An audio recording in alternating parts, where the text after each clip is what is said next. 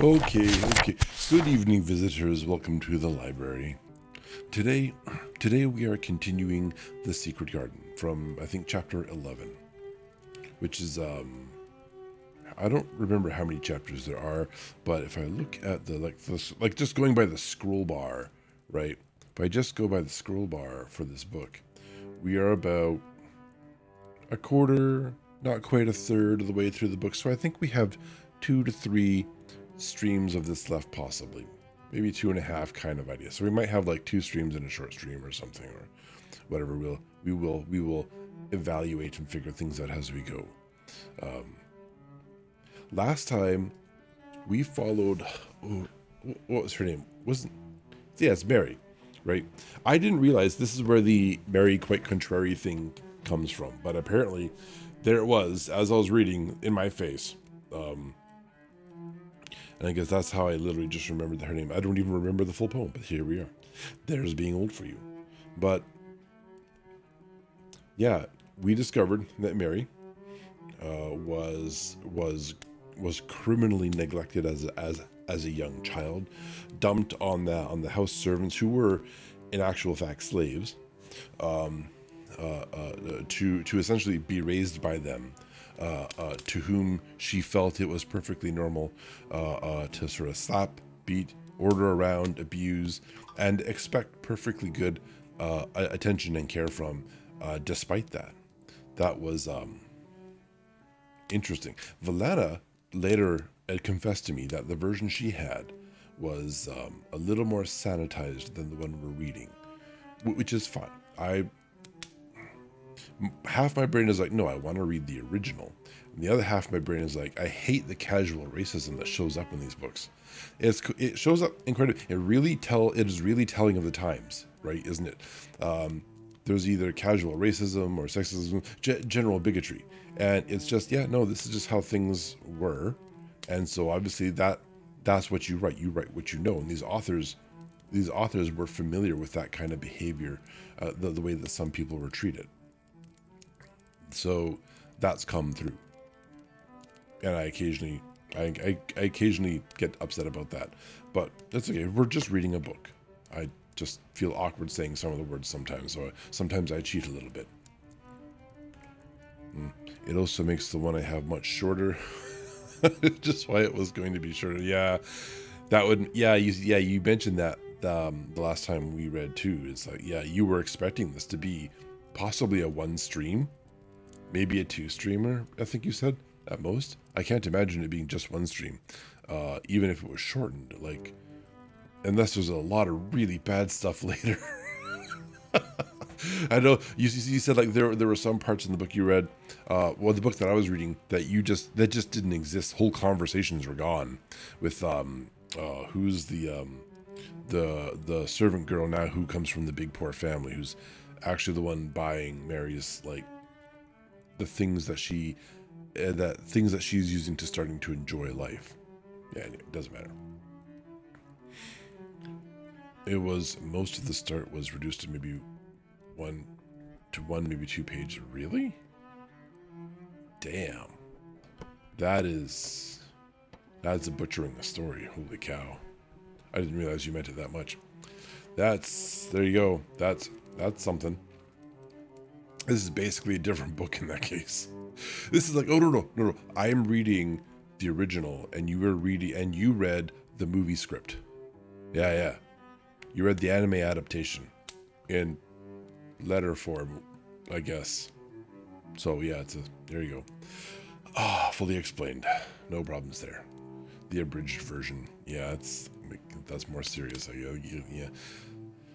So let's see. Yeah, she her original family, the original group of people who were raising her, including her biological parents, all died from, what was it, cholera, from a disease.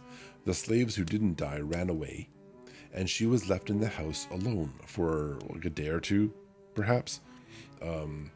People had completely forgotten about her, and it's because she wasn't raised properly. She wasn't taught how to interact socially with everyone else around her, and as a consequence, her personality was that of an ugly little brat. And when I say ugly, I mean her personality, not her looks. I don't give a damn about her looks. There was a whole bunch of, oh, you're ugly, blah, blah, blah. Shut up. She's a child. You don't call a child ugly. She also had problems with her health because you didn't give her enough things to do outside, to exercise. All of that was fixed. When her parents died and her servants ran away, she was found by an officer of the army, a lieutenant or something. It doesn't matter. This person delivered her to essentially a distant and estranged family member of her family. So someone that was that in India? She is from India, so I imagine the start of the book was in India, and then she was sort of carried away up to England. It was London. Okay. She was born in India, though. She remembers India, though. She remembers how hot it was and stuff like that. So, okay, fine. She was in London when the story started. Everyone died. And then she was carried off to basically some back road in the country, a big estate in the middle of a moor. And you know, it's like 5 miles to the nearest home, and that's where what was the servant's girl's name? Yeah, she was an Indian in her whole life before that. Yeah, in India. And yeah, so now she's discovered that life can be extraordinarily boring. Yeah, it's also an M name. Man, my brain's like, Mariah Carey? No, it's obviously not Mariah Carey. She's still thawing, apparently. Hopefully we can keep that locked down longer. It's, well, whomever it was. A very nice girl with some... Well, she says some things out of ignorance. Let's just say that. She is curious about some things, whereas other people would be cruel. So we can give her a shadow of a doubt, I suppose. Anyways, Mary is learning to run around, to spend time outdoors. She eventually discovered the secret door after a little Robin showed her where the key to unlock it was, and somehow after 10 years it was amazingly not rusted to the point where it was inoperable. That's kind of what would be. That's kind of what would happen in reality, I suspect. She is small time sheltered town. Yeah, she is small town sheltered, and now Mary is like small town isolated, and not even town. She is like small estate isolated. She has just met. Oh, what was his name? What was his name? The young boy, Dickon. The sister of the servant girl. God, I feel bad calling her a servant girl, but here we are. Perhaps I'll remember her name when we start reading.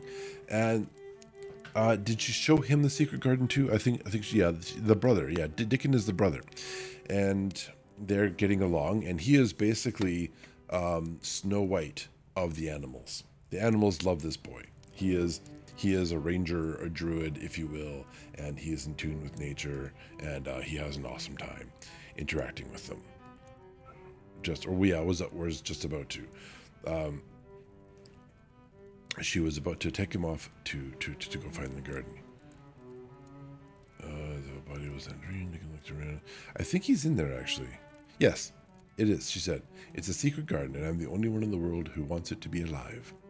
Dickon looked around and around about it, and round again. Hey, he almost whispered. It is a queer, pretty place.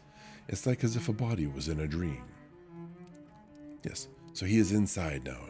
None of the adults are aware that this is transpiring. Dickon is there originally because he was going to get her some gardening tools and some seeds to plant. And she was going to start a garden. So here's where we are. Why don't we just hop over then to... There we go. I'm looking at my stream must be a little delayed, and I can't see my actual live preview. Well, I see my stream preview, but I don't see my scene in OBS because it's hiding behind a browser. But here we are. We are going to continue with chapter 11 after I reassess my seated position and the comfort of my clothing about my body. Here we go. Okay, a little bit of water. I did spray just before I went live, which I regret because I do like to burden people with the sound of my spray. Next time.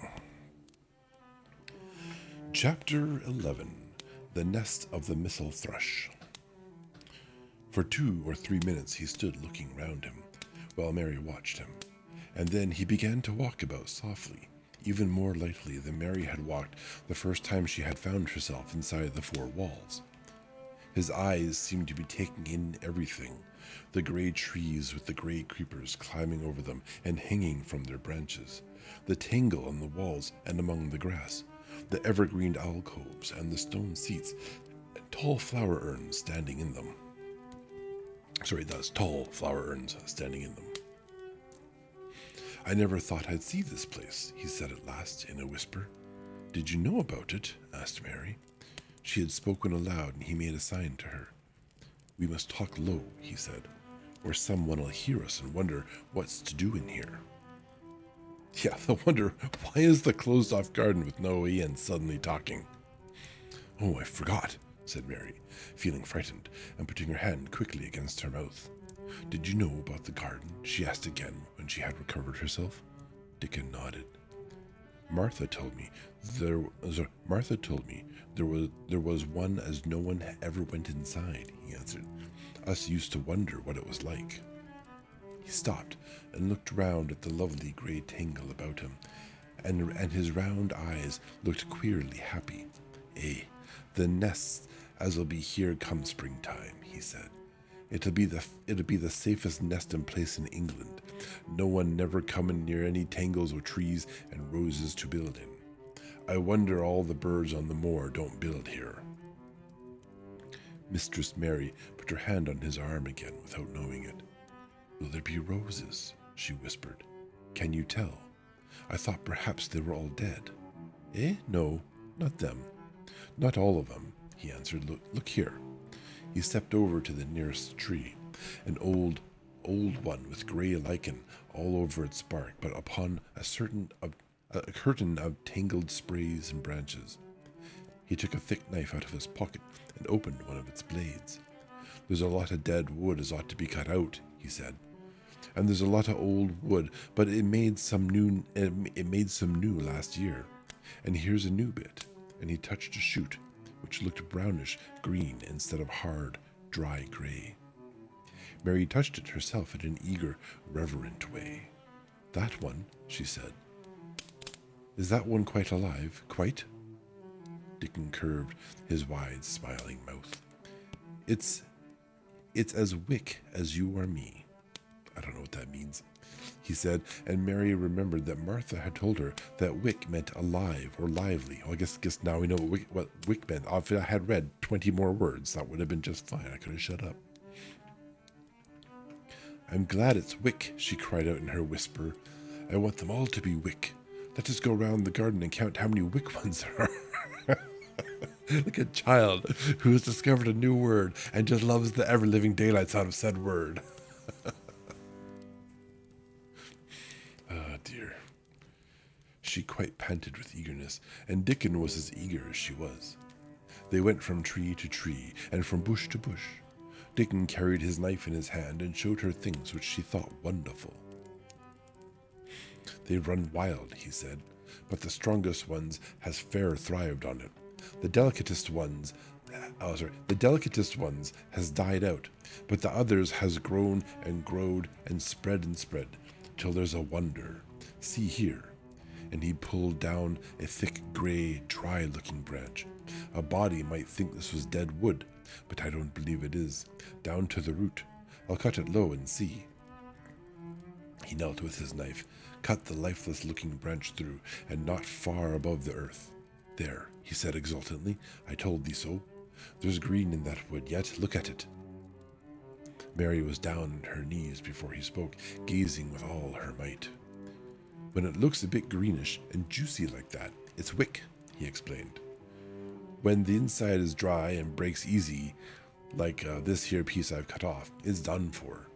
There's a big root here, as all this live wood sprung out of, and if the old wood's cut off and is dug round and took care of, there'll be, he stopped, and lifted his face to look up at the climbing and hanging sprays above him. "There'll be a fountain of roses here this summer." They went from bush to bush and from tree to tree. He was very strong and clever with his knife and knew how to cut the dry and dead wood away, and could tell when an unpromising bough or twig had still green life in it. In the course of half an hour, Mary thought she could tell too, and when he cut through a lifeless-looking branch, she would cry out joyfully under her breath when she caught sight of the least shade of moist green. The spade and hoe and fork were very useful. He showed her how to use the fork while he dug about roots with the spade and stirred the earth and let the air in. They were working industriously round one of the biggest standard roses when he caught sight of something which made him utter an exclamation of surprise. "Why," he cried, pointing down to the grass a few feet away, "who did that there?" It was one of Mary's own little clearings round the pale green points. "I did it," said Mary. "Why? I thought that didn't know nothing about gardening," he explained. "I don't," she answered. "But they were so little, and the grass was so thick and strong, and they looked as if they had no room to breathe. So I made a place for them. I don't even know what they are." Dickon went and knelt down by them, smiling his wide smile. "Thou was right," he said. "A gardener couldn't have told thee better. They'll grow now like Jack's beanstalk. They're crocuses and snowdrops, and these here is narcissuses, yes." Turning to another patch, "And here's daffydowndillies. They will be a sight."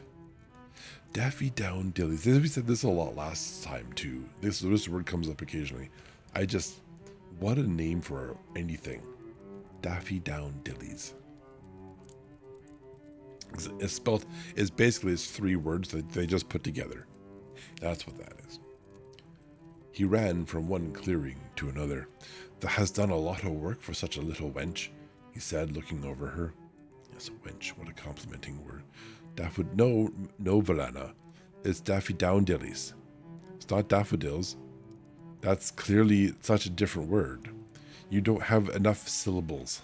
Yes. "I'm growing fatter," said Mary, "and I'm growing stronger. I used to always be tired. When I dig, I'm not tired at all. I like to smell the earth when it's turned up." It's rare good for thee," he said, nodding his head wisely. "There's naught as nice as the smell of good clean earth, except the smell of fresh growing things when the rain falls on 'em. I get out on the moor many a day when it's raining, and I lie under a bush and listen to the soft swisher drops on the heather, and I just sniff and sniff. My nose and fair quivers like a rabbit's, mother says." "Do you never catch cold?" inquired Mary, gazing at him wonderingly. She had never seen such a funny boy, or such a nice one. "Not me," he said, grinning. "I never catched. It's like ketchup, but it's catched. I never catched cold since I was born. I wasn't brought up nesh enough. I've chased about the moor in all weathers, same as the rabbits does. Mother says I've sniffed up too much fresh air for 12 years to ever get to sniffing with cold. I'm as tough as a white thorn knobstick." Knobstick. He was working all the time he was talking, and Mary was following him and helping him with her fork or the trowel. "There's a lot of work to do here," he said once, looking about quite exultantly. "Will you come again and help me do it?" Mary begged. "I'm sure I can help too. I can dig and pull up weeds and do whatever you tell me. Oh, do come, Dickon." God, I'd be like, "It's all yours, friend. This job, yeah, just fly at it. Have at her." When I was a young boy, we were required to do far too much weeding for me to enjoy this. "I'll come every day if thou wants me, rain or shine," he answered stoutly. "It's the best fun I've had in my life, shutting here and wakening up a garden." "How are you going to hide that?" "If you will come," said Mary, "if you will help me make it alive, I'll..." I don't know what I'll do. She ended helplessly. What could you do for a boy like that? I'll tell thee what that'll do, said Dickon with his happy grin. That'll get fat, and that'll get as hungry as a young fox, and that'll learn how to talk to the robin same as I do, eh? We'll have a lot of fun. He began to walk about, looking up in the trees and at all the walls and bushes with a thoughtful expression. I wouldn't want to make it look like a gardener's garden, all clipped in spick and span. Would you? He said. It's nicer like this with things running wild and swinging, catching hold of each other. Don't let us make it tidy, said Mary anxiously. It wouldn't seem like a secret garden if it was tidy. Dickon stood rubbing his rusty red head with a rather puzzled look. It's a secret garden, sure enough, he said, but it seems like someone besides the robin must have been in it since it was shut up 10 years ago. That would explain why the lock wasn't just rusted shut. It had to have been used occasionally. But the door was locked and the key was buried, said Mary. No one could get in. That's true, he answered. It's a queer place. Seems to me as if there'd been a bit of pruning done here and there, later than 10 years ago. But how could it have been done, said Mary. He was examining a branch of a standard rose, and he shook his head. Aye, how could it, he murmured, with the door locked and the key buried. Mistress Mary always felt that however many years she lived, she should never forget that first morning when her garden began to grow. Of course, it did seem to begin to grow for her that morning. When Dickon began to clear places to plant seeds, she remembered what Basil had sung at her when he wanted to tease her. Are there any flowers that look like bells? She inquired. Lilies of the valley does, he answered, digging away with the trowel, and there's Canterbury bells, and campanulas. Campanulas? Let us plant some, said Mary. There's lilies of the valley here already. I saw 'em. They'll have grown too close, and we'll have to separate 'em, but there's plenty. The other ones takes 2 years to bloom from seed, but I can bring you some bits of plants from our cottage garden. Why does thou want them? And Mary told him about Basil and his brothers and sisters in India, and of how she had hated them, and of their calling her Mistress Mary quite contrary. Okay, so that suggests that at the beginning of the story, she was in fact in India, not in London. Unless they took her back to India and then brought her back to London, like after the family died.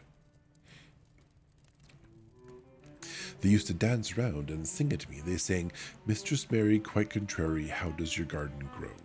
With silver bells and cockle shells and marigolds all in a row. I just remembered it, and it made me wonder if there were really flowers like silver bells. She frowned a little and gave her trowel a rather spiteful dig into the earth. I wasn't as contrary as they were. But Dickon laughed. Eh, he said, and as he crumbled the rich black soil, she saw he was sniffing up the scent of it. There doesn't seem to be no need for no one to be contrary when there's flowers and such like, and such lots of friendly wild things running about making homes for themselves, or building nests and singing and whistling it does there. Mary, kneeling by him holding the seeds, looked at him and stopped frowning. Dickon, she said, you are as nice as Martha said you were. I like you. And you make the fifth person. I never thought I should like 5 people. like, think about that. Imagine going through life, not liking a single person around you, and then like, you start meeting some people worthy of your time, and you say something like, I never thought I would like 5 people. Like, just flabbergasted. Such a wild perspective. Dickon sat up on his heels as Martha did when she was polishing the grate. He did look funny and delightful, Mary thought, with his round blue eyes and red cheeks and happy-looking, turned-up nose. Only 5 folk as the likes, he said. Who's the other 4? Your mother and Martha, Mary checked them off her fingers. And the robin and Ben Weatherstaff. Dickon laughed so that he was obliged to stifle the sound by putting his arm over his mouth. I know that thinks I'm a queer lad, he said, but I think thou art the queerest little lass I ever saw. Then Mary did a strange thing. She leaned forward and asked him a question she had never dreamed of asking anyone before. And she tried to ask it in Yorkshire because that was his language, and in India a native was always pleased if you knew his speech. Dost thou like me? She said. Eh? He answered heartily. That I does. I likes thee wonderful, and so does the robin, I do believe. That's two then, said Mary. That's two for me. And then they began to work harder than ever and more joyfully. Mary was startled and sorry when she heard the big clock in the courtyard strike the hour of her midday dinner. I shall have to go, she said mournfully. And you'll have to go too, won't you? Dickon grinned. My dinner's easy to carry about with me, he said. Mother always lets me put it in a bit of something in my pocket. Always lets me put a bit of something in my pocket. He picked up his coat from the grass and brought out a pocket of lumpy little bundle tied up in a quiet, clean, coarse blue and white handkerchief. It held two thick pieces of bread with a slice of something laid between them. It's oftenest not about bread, he said, but I've got a fine slice of fat bacon with it today. Mary thought it looked a queer dinner, but he seemed ready to enjoy it. Run on and get thy victuals, he said. I'll be done with mine first. I'll get some more work done before I start back home. He sat down with his back against a tree. I'll call the robin up, he said, and give him the rind of the bacon to peck at. They likes a bit of fat wonderful. A bit of fat wonderful. There's no comma, there's no dash, it's just fat wonderful. They likes a bit of fat wonderful. I'm not sure what fat wonderful is. I mean, I like bacon. Bacon is wonderful, but I wouldn't... Yeah, anyways. Moving on. Mary could scarcely bear to leave him. Suddenly it seemed as if he might be a sort of wood fairy who might be gone when she came into the garden again. It seemed too good to be true. She went slowly halfway to the door in the wall and then stopped and went back. Whatever happens, you never would tell, she said. His poppy-colored cheeks were distended with his first big bite of bread and bacon, but he managed to smile encouragingly. If there was a missel thrush and showed me where thy nest was, dost thou think that I'd tell anyone? Not me, he said. Thou art as safe as a missel thrush. A missel thrush. And she was quite sure she was. Chapter 12. Might I have a bit of earth? Mary ran so fast that she was rather out of breath when she reached her room. Her hair was ruffled on her forehead, and her cheeks were bright pink. Her dinner was waiting on the table, and Martha was waiting near it. Thou's a bit late, she said. Where hast thou been? I've seen Dickon, said Mary. I've seen Dickon. I knew he'd come, said Martha exultantly. How does thou like him? I think he's beautiful, said Mary in a determined voice. Martha looked rather taken aback, but she looked pleased too. Well, she said, he's the best lad as ever was born. But us never thought he was handsome. His nose turns up too much. I like it to turn up, said Mary. And his eyes is so round, said Martha, a trifle doubtful. Though they're a nice color, I like them round, said Mary. And they're exactly the color of the sky over the moor. Martha beamed with satisfaction. Mother says he made him that color with always looking up at the birds and the clouds, but he has got a big mouth, hasn't he now? I love his big mouth, said Martha obstinately. I wish mine were just like it. Mary is contrary. Martha chuckled delightedly. It'd look rare and funny in thy bit of a face, she said, but I knowed it would be that way when thou saw him. How did they like the seeds and the garden tools? How did you know he brought them? Asked Mary. I never thought of him not bringing them. He'd be sure to bring them if they was in Yorkshire. He's such a trusty lad. Mary was afraid that she might begin to ask difficult questions, but she did not. She was very much interested in the seeds and gardening tools, and there was only one moment when Mary was frightened. This was when she began to ask where the flowers were to be planted. Who did they ask about it? She inquired. I haven't asked anybody yet, said Mary, hesitating. Well, I wouldn't ask the head gardener. He's too grand. Mr. Roach is. I've never seen him, said Mary. I have only seen undergardeners and Ben Weatherstaff. If I was you, I'd ask Ben Weatherstaff, advised Martha. He's not half as bad as he looks, for he's all so crabbed. For all he's so crabbed. Mr. Craven lets him do what he likes because he was there when Mrs. Craven was alive, and he used to make her laugh. She liked him. Perhaps he'd find you a corner somewhere out of the way. If it was out of the way, and no one wanted it, no one could mind my having it, could they? Mary said anxiously. There wouldn't be no reason, answered Martha. You wouldn't do no harm.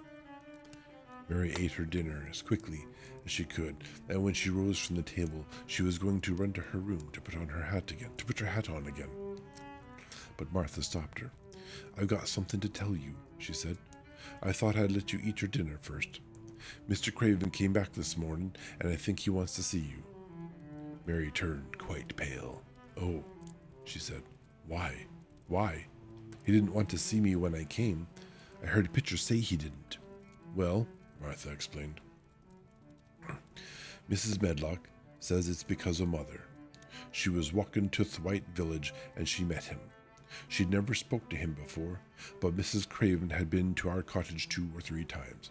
He'd forgot, but Mother hadn't, and she made bold to stop him. I don't know what she said to him about you, but she said something as put him in the mind to see you before he goes away again tomorrow. Oh, cried Mary. Is he going away tomorrow? I'm so glad. She's the quiet part out loud, I think is what happened there. He's going for a long time. He mayn't come back till autumn or winter. He's going to travel in foreign places. He's always doing it. Oh, I'm so glad, said Mary thankfully. If he did not come back until winter, or even autumn, there would be time to watch the secret garden come alive. Even if he found out then and took it away from her, she would have had that much at least. When do you think he will want to see? She did not finish the sentence, because the door opened and Mrs. Medlock walked in. She had on her best black dress and cap, and her collar was fastened with a large brooch with a picture of a man's face on it. It was a colored photograph of Mr. Medlock, who had died years ago, and she always wore it when she was dressed up. She looked nervous and excited. Your hair's rough, she said quickly. Go and brush it. Martha, help her to slip on her best dress. Mr. Craven sent me to bring her to him in his study. All the pink left Mary's cheeks. Her heart began to thump, and she felt herself changing into a stiff, plain, silent child again. She did not even answer Mrs. Medlock, but turned and walked into her bedroom, followed by Martha. She said nothing while her dress was changed and her hair brushed, but after she was quite tidy, she followed Mrs. Medlock down the corridors in silence. What was there for her to say? She was obliged to go and see Mr. Craven, and he would not like her, and she would not like him. She knew what he would think of her. She was taken to a part of the house she had not been into. At last, Mrs. Medlock knocked at the door, and when someone said, "Come in," they entered the room together. A man was sitting in an armchair before the fire, and Mrs. Medlock spoke to him. "This is Miss Mary, sir," she said. "You can go and leave her here. I will ring for you when I want you to take her away," said Mr. Craven. When she went out and closed the door, Mary could only stand waiting, a plain little thing, twisting her thin hands together. She could see that the man in the chair was not so much a hunchback as a man with high, rather crooked shoulders, and he had black hair, streaked with white. He turned his head over his high shoulders and spoke to her. "Come here," he said. Mary went to him. He was not ugly. His face would have been handsome if he had not been so miserable. He looked as if the sight of her worried and fretted him, and as if he did not know what in the world to do with her. "Are you well?" he asked. "Yes," answered Mary. "Do they take good care of you?" "Yes." He rubbed his forehead fretfully as he looked her over. "You are very thin," he said. "I'm getting fatter," Mary answered in what she knew was her stiffest way. What an unhappy face he had. His black eyes seemed as if they scarcely saw her, as if they were seeing something else, and he could hardly keep his thoughts upon her.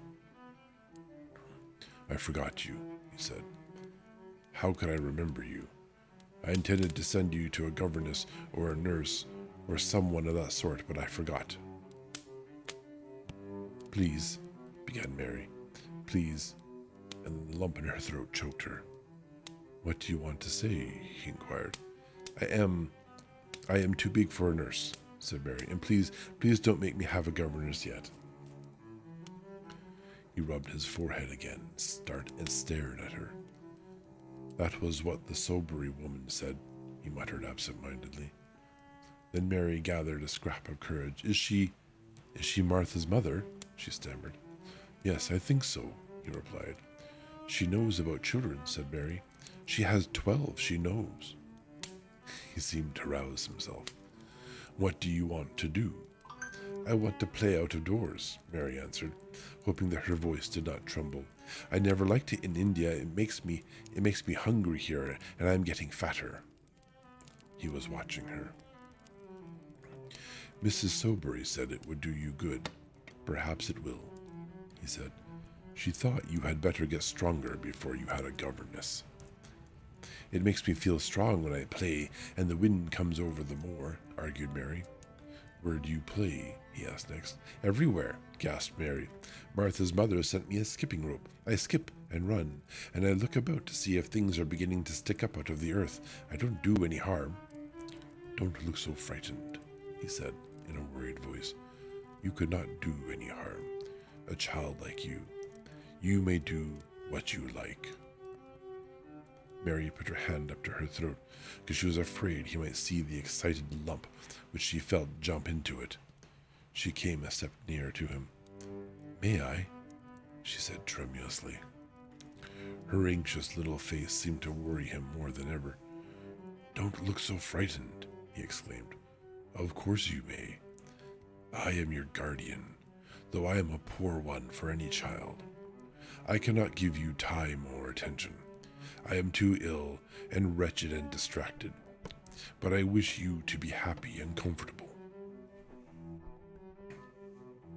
I don't know anything about children, but Mrs. Medlock is to see that you have all you need.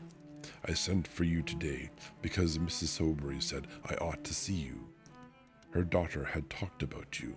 She thought you needed fresh air and freedom and running about." "She knows all about children," Mary said again in spite of herself. "She ought to," said Mr. Craven. "I thought her rather bold to stop me on the moor, but she said—" Mrs. Craven had been kind to her. It seemed hard for him to speak his dead wife's name. "She is a respectable woman. Now I have seen you, I think she said sensible things. Play out of doors as much as you like. It's a big place, and you may go where you like and amuse yourself as you like. Is there anything you want?" As if a sudden thought had struck him. "Do you want toys? Books? Dolls? Might I?" quavered Mary. "Might I have a bit of earth?" In her eagerness, she did not realize how queer the words would sound, and that they were not the ones she had meant to say. Mr. Craven looked quite startled. "Well, she wants land. I mean, it's income, right? Land is money." "Earth," he repeated. "What do you mean?" "To plant seeds in, to make things grow, to see them come alive," Mary faltered. He gazed at her a moment and then passed his hand quickly over his eyes. "Do you care about gardens so much?" he said slowly. "I didn't know about them in India," said Mary. "I was always ill and tired, and it was too hot. I sometimes made little beds in the sand and stuck flowers in them, but here it is different. Mr. Craven got up and began to walk slowly across the room. A bit of earth, he said to himself, and Mary thought that somehow she must have reminded him of something. When he stopped and spoke to her, his dark eyes looked almost soft and kind. You can have as much earth as you want, he said. You remind me of someone else who loved the earth and things that grow. When you see a bit of earth you want, with something like a smile, take it, child, and make it come alive. Yeah, poor man, seeing shades of his lost wife. May I take it from anywhere, if it's not wanted? Anywhere, he answered. There. You must go now, I am tired. He touched the bell to call Mrs. Medlock. Goodbye. I shall be away all summer. Mrs. Medlock came so quickly that Mary thought she must have been waiting in the corridor. It's very likely. Mrs. Medlock, Mr. Craven said to her, now I have seen the child, I understand what Mrs. Soberry meant. She must be less delicate before she begins lessons. Give her simple, healthy food. Let her run wild in the garden. Don't look after her too much. She needs liberty and fresh air and romping about. Mrs. Soberry is to come and see her now and then, and she may sometimes go to the cottage. Yeah, okay, thanks, bye. Yeah, exactly. All right, I have the contract established. Sign here, please. Moving along. See you next summer.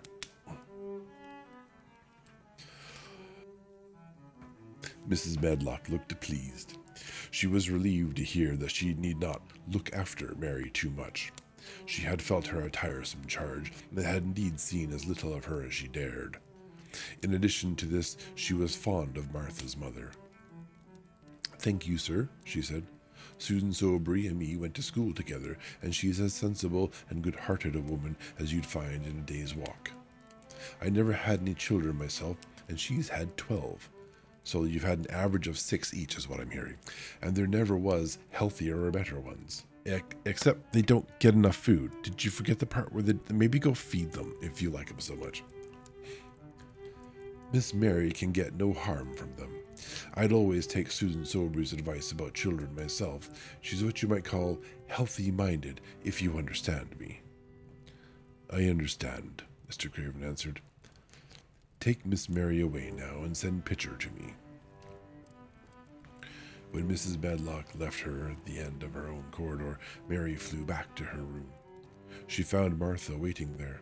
Martha had, in fact, hurried back after she had removed the dinner service. I can have my garden, cried Mary.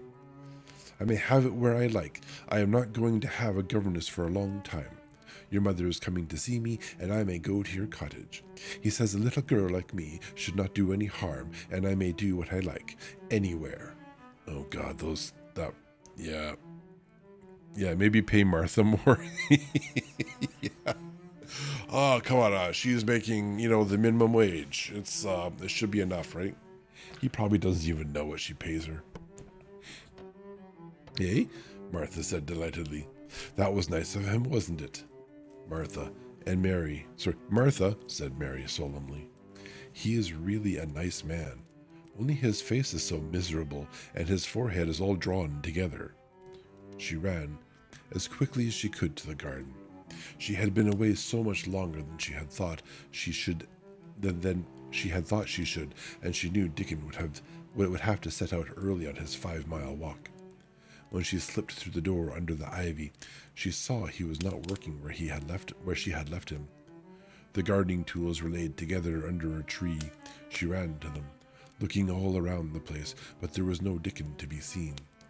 He had gone away, and the secret garden was empty, except for the robin, who had just flown across the wall and sat on a standard rosebush watching her. He's gone, she said woefully. Oh, was he only a wood fairy? Probably, it's very likely, I suspect. Something white flashed to the standard rosebush caught her eye. It was a piece of paper. In fact, it was the piece of the leather she had printed for Martha to send to Dickon. It was fastened on the bush with a long thorn, and in a minute she knew Dickon had left it there. There were some roughly printed letters on it, and a sort of picture. At first she could not tell what it was. Then she saw it was meant for a nest with a bird sitting on it. Underneath were the printed letters, and they said, "I will come back, and I will not tell you how those letters were spelled, because that's a problem in today's internet world."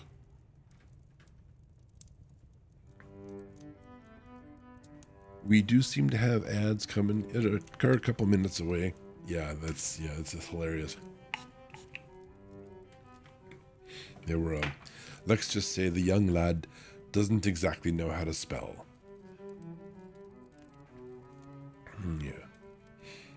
Yeah, we have 2 minutes until the ads. We'll read a little bit more.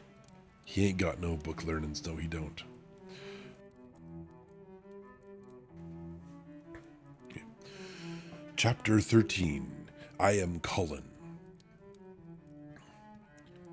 Mary took the picture back to the house when she went to her supper, and she showed it to Martha. Martha, sir, said Martha with great pride. I never knew our Dickon was as clever as that. And there's a picture of a missile thrush on her nest, as large as life and twice as natural. I don't know about that. Then Mary knew Dickon had meant the picture to be a message. He had meant that she might be sure he would keep her secret. Her garden was her nest, and she was like a missile thrush. Oh, how she did like that queer common boy. The common boy, yes. She hoped he would come back the very next day, and she fell asleep, looking forward to the morning. But you never know what the weather will do in Yorkshire, particularly in the springtime. She was awakened in the night by the sound of rain beating with heavy drops against her window. It was pouring down in torrents, and the wind was wuthering around the corners and in the chimneys of the huge old house. Mary sat up in bed and felt miserable and angry. The rain is as contrary as I ever was, she said. It came because it knew I did not want it. All right, we are going to pause here. My ads incoming banners showing me just how delayed the stream is. We'll be back in just a few minutes.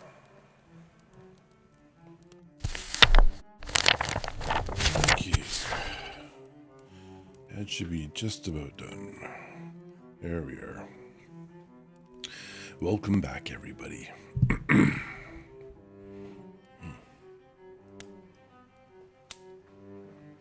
Water. Where were we? Here we go. The rain is as contrary as I ever was, she said. It came because it knew I did not want it. She threw herself back on her pillow and buried her face. She did not cry, but she lay and hated the sound of the heavily beating rain. She hated the wind and its wuthering. She could not go to sleep again. The mournful sound kept her awake because she felt mournful herself. If she had felt happy, it would probably have lulled her to sleep. How it wuthered, and how the big raindrops poured down and beat against the pane. It sounds just like a person lost on the moor and wandering on and crying, she said. She had been laying awake, turning from side to side for about an hour, when suddenly something made her sit up in bed and turn her head toward the door, listening. She listened, and she listened. It isn't the wind now, she said in a loud whisper. That isn't the wind. It is different. It is that crying I heard before. The door of her room was ajar, and the sound came down the corridor, a far-off, faint sound of fretful crying. She listened for a few minutes, and each minute she became more and more sure. She felt as if she must find out what it was. It seemed even stranger than the secret garden and the buried key. Perhaps the fact that she was in a rebellious mood made her bold. She put her foot out She put her foot out of bed and stood on the floor. I'm going to find out what it is, she said. Everybody is in bed and I don't care about Mrs. Medlock. I don't care. There was a candle by her bedside, and she took it up and went softly out of the room. The corridor looked very long and dark, but she was too excited to mind that. She thought she remembered the corners she must turn to find the short corridor with the door covered in tapestry, the one Mrs. Medlock had come through the day she lost herself. The sound had come up that passage. So she went on with her dim light, almost feeling her way, her heart beating so loud that she fancied she could hear it. The far-off faint crying went on and led her. Sometimes it stopped for a moment or two and then began again. Was this the right corridor to turn? She stopped and thought. Yes, it was. Down this passage and then to the left, and then up two broad steps, and then to the right again. Yes, there was the tapestry door. She pushed it open very gently and closed it behind her. She stood in the corridor and could hear the crying quite plainly, though it was not loud. It was on the other side of the wall at her left, and a few yards further on there was a door. She could see a glimmer of light coming from beneath it. Someone was crying in that room, and it was quite a young someone. So she walked to the door and pushed it open, and there she was, standing in the room. It was a big room with ancient, handsome furniture in it. There was a low fire glowing faintly on the hearth, and a night light burning by the side of a carved four-posted bed hung with brocade, and on the bed was laying a boy, crying fretfully. Excuse me. Mary wondered if she was in a real place or she had fallen asleep again and was dreaming without knowing it. I said it right the first time. Yeah, like I was like, my brain was like thinking of the word facade, and I was trying to just like connect the two. I know they're not the same word. Yeah, I'm pretty sure I know how to say brocade, but like I wanted to say something with facade in it, and I guess I'm being spoiled. I say what I want. Kids do it all the time. That's what they say anyways. Where was I? Mary was wondering if she was in a real place or had fallen asleep again and was dreaming without knowing it, or you have discovered a ghost, perhaps.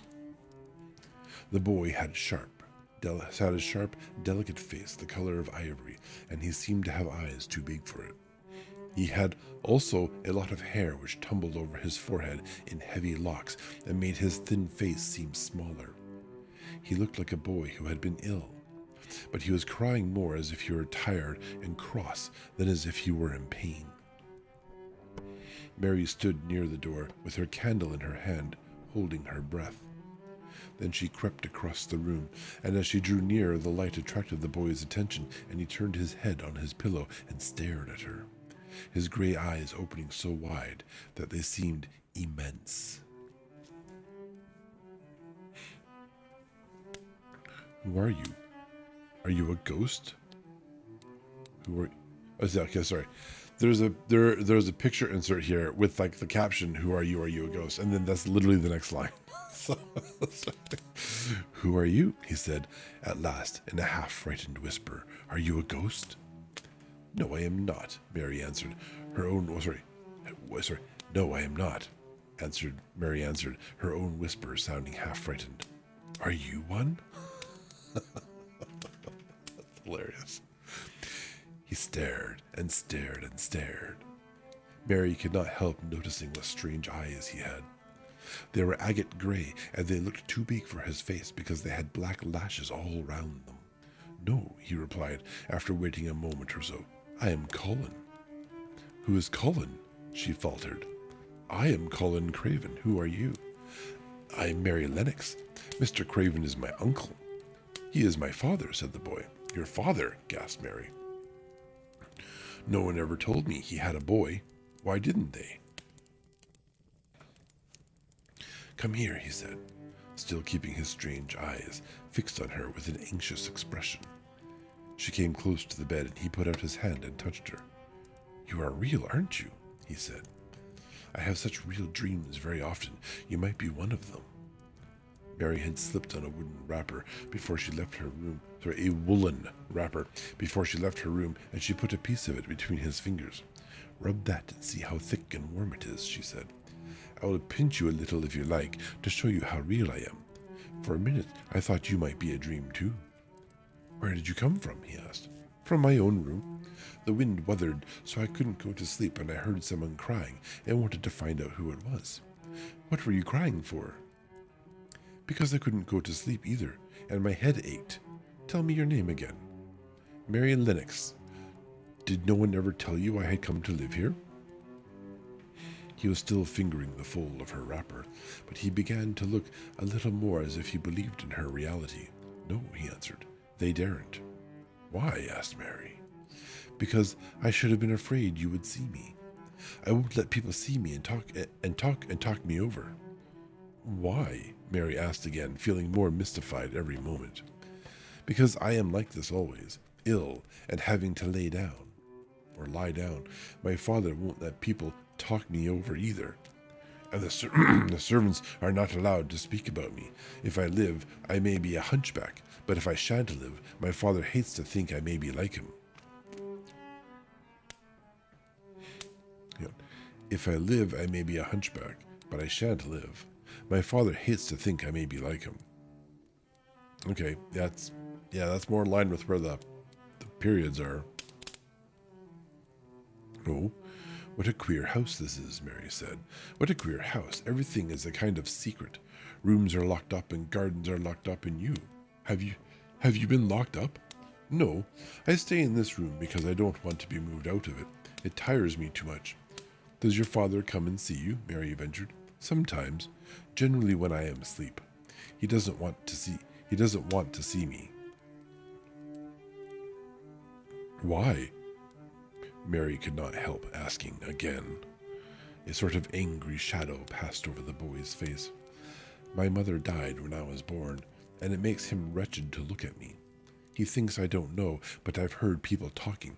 He almost hates me. He hates the garden because she died, said Mary, half speaking to herself.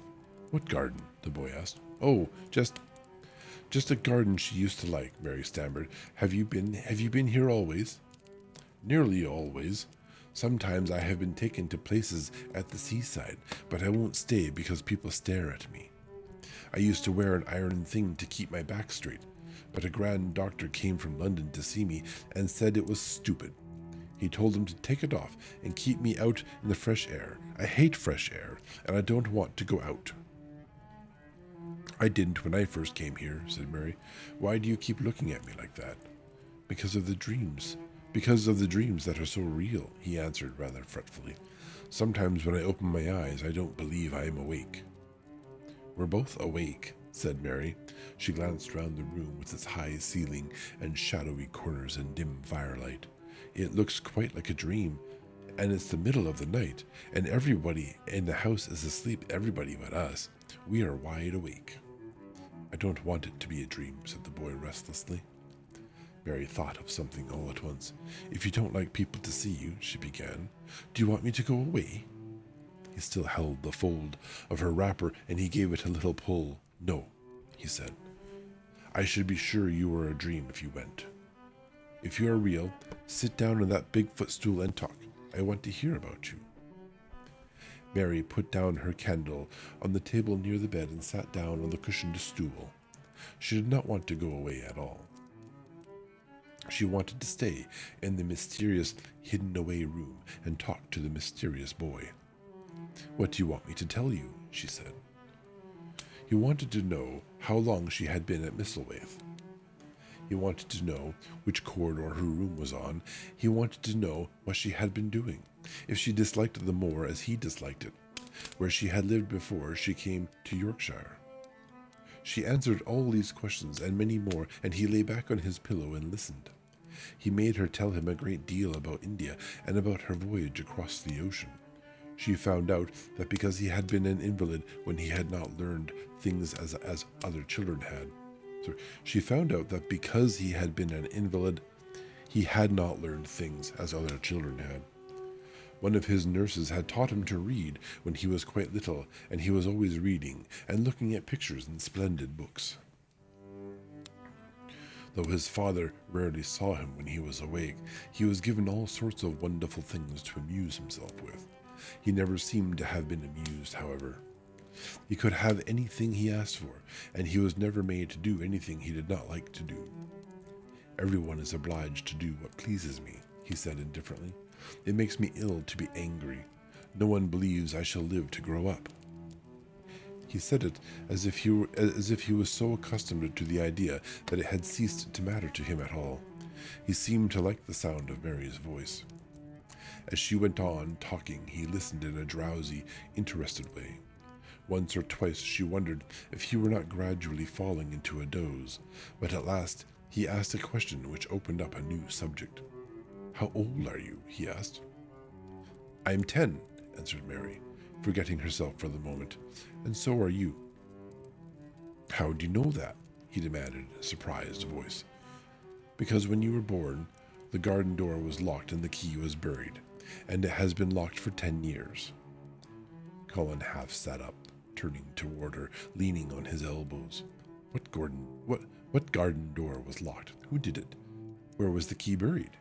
he exclaimed as if he were suddenly very much interested. It was the garden Mr. Craven hates," said Mary nervously.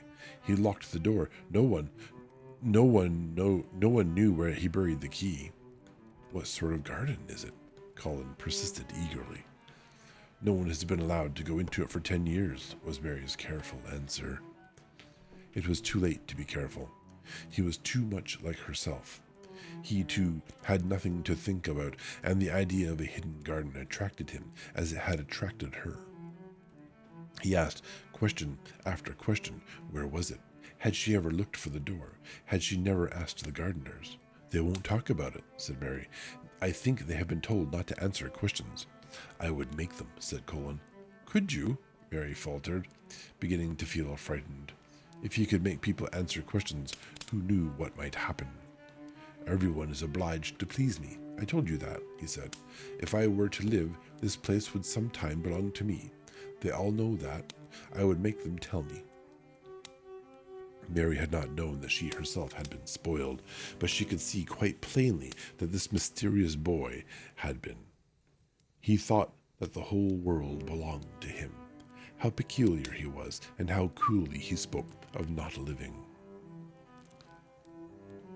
Oh, we have another secret guest. Hello, Queen. Welcome to the stream.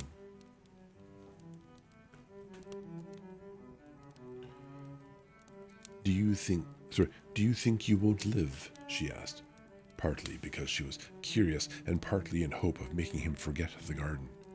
"I don't suppose I shall," he answered indifferently, as he had spoken before. "Ever since I remember anything, I have heard people say I shan't. At first they thought I was too little to understand, and now they think I don't hear. But I do. My doctor is my father's cousin. He is quite poor, and if I die, he will have all Misselwaith, and when my father, he will have all Misselwaith when my father is dead. I should think he wouldn't want me to live. It's perhaps not the best doctor to have." "Do you want to live?" inquired Mary. "No," he answered in a cross, tired fashion. "But I don't want to die. When I feel ill, I lie here, and I think about it until I cry and cry." "I have heard you crying 3 times, Mary said, but I did not know who it was. Were you crying about that?" She did so want him to forget the garden. "I dare say," he answered. "Let us talk about something else. Talk about that garden. Don't you want to see it?" "Yes," answered Mary in quite a low voice. "I do," he went on persistently. "I don't think I ever really wanted to see anything before, but I want to see that garden. I want the key dug up.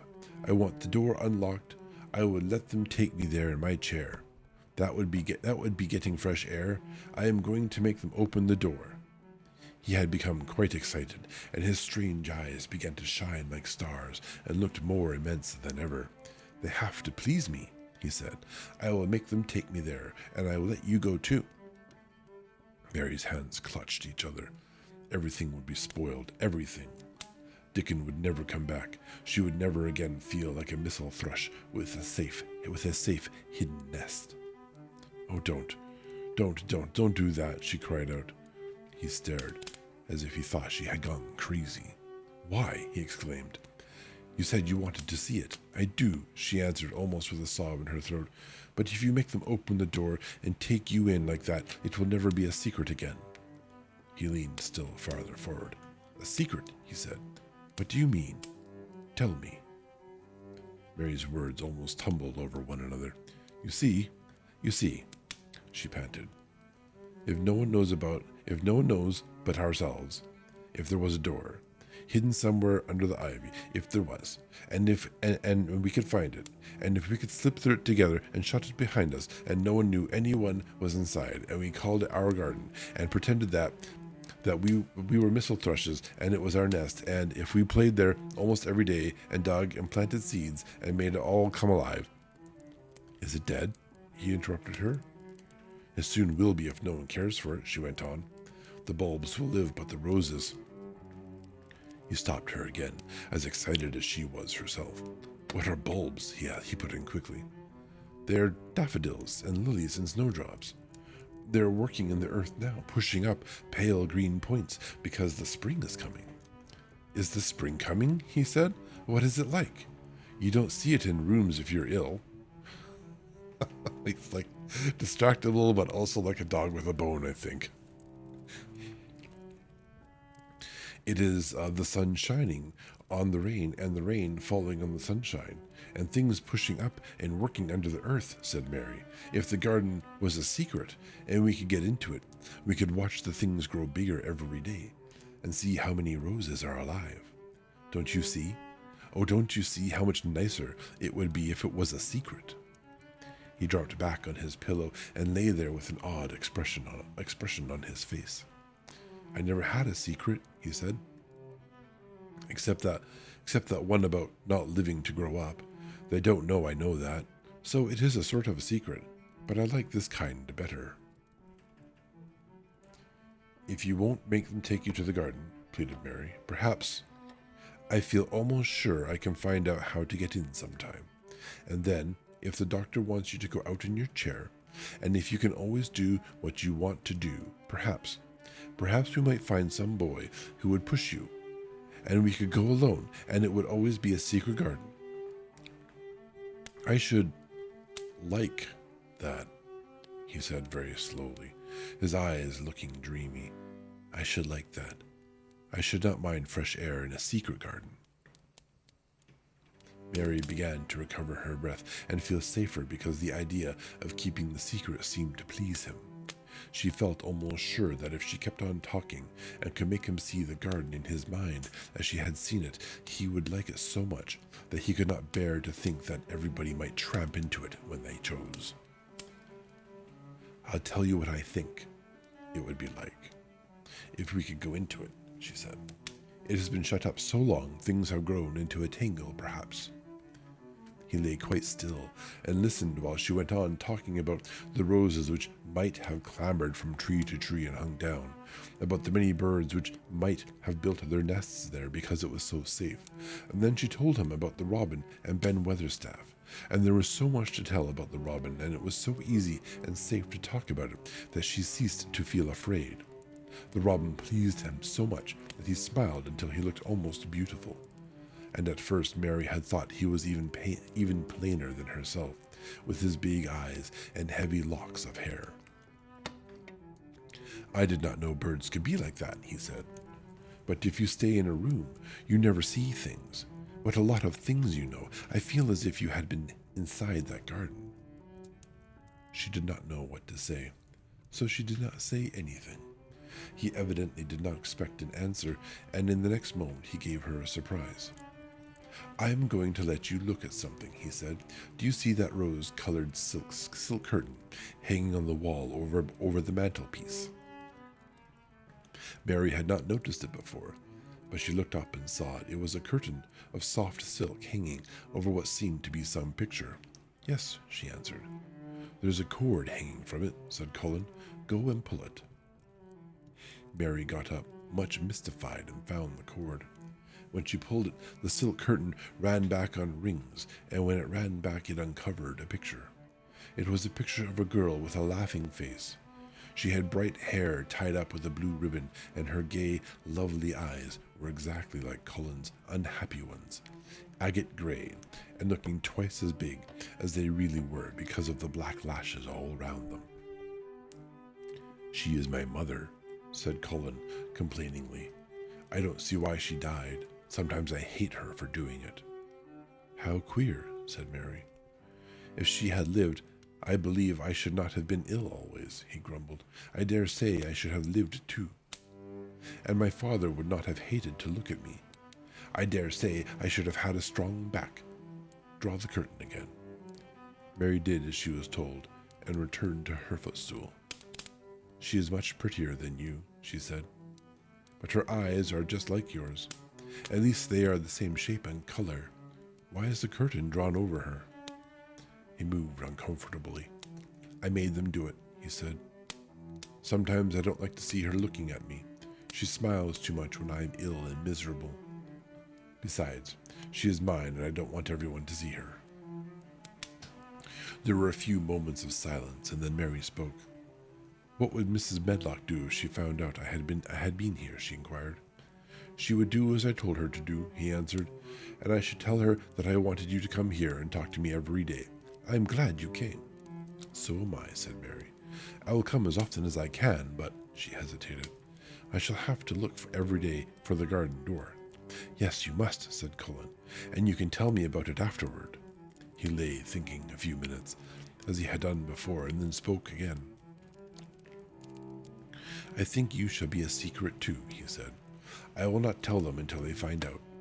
I can always send the nurses out of the room and say that I want to be by myself. Do you know Martha? Yes, I know her very well, said Mary. She waits on me. He nodded his head toward the outer corridor. She is the one who is asleep in the other room. The nurse went away yesterday to stay all night with her sister, and she always makes Martha attend to me when she wants to go out. Martha shall tell you when to come here.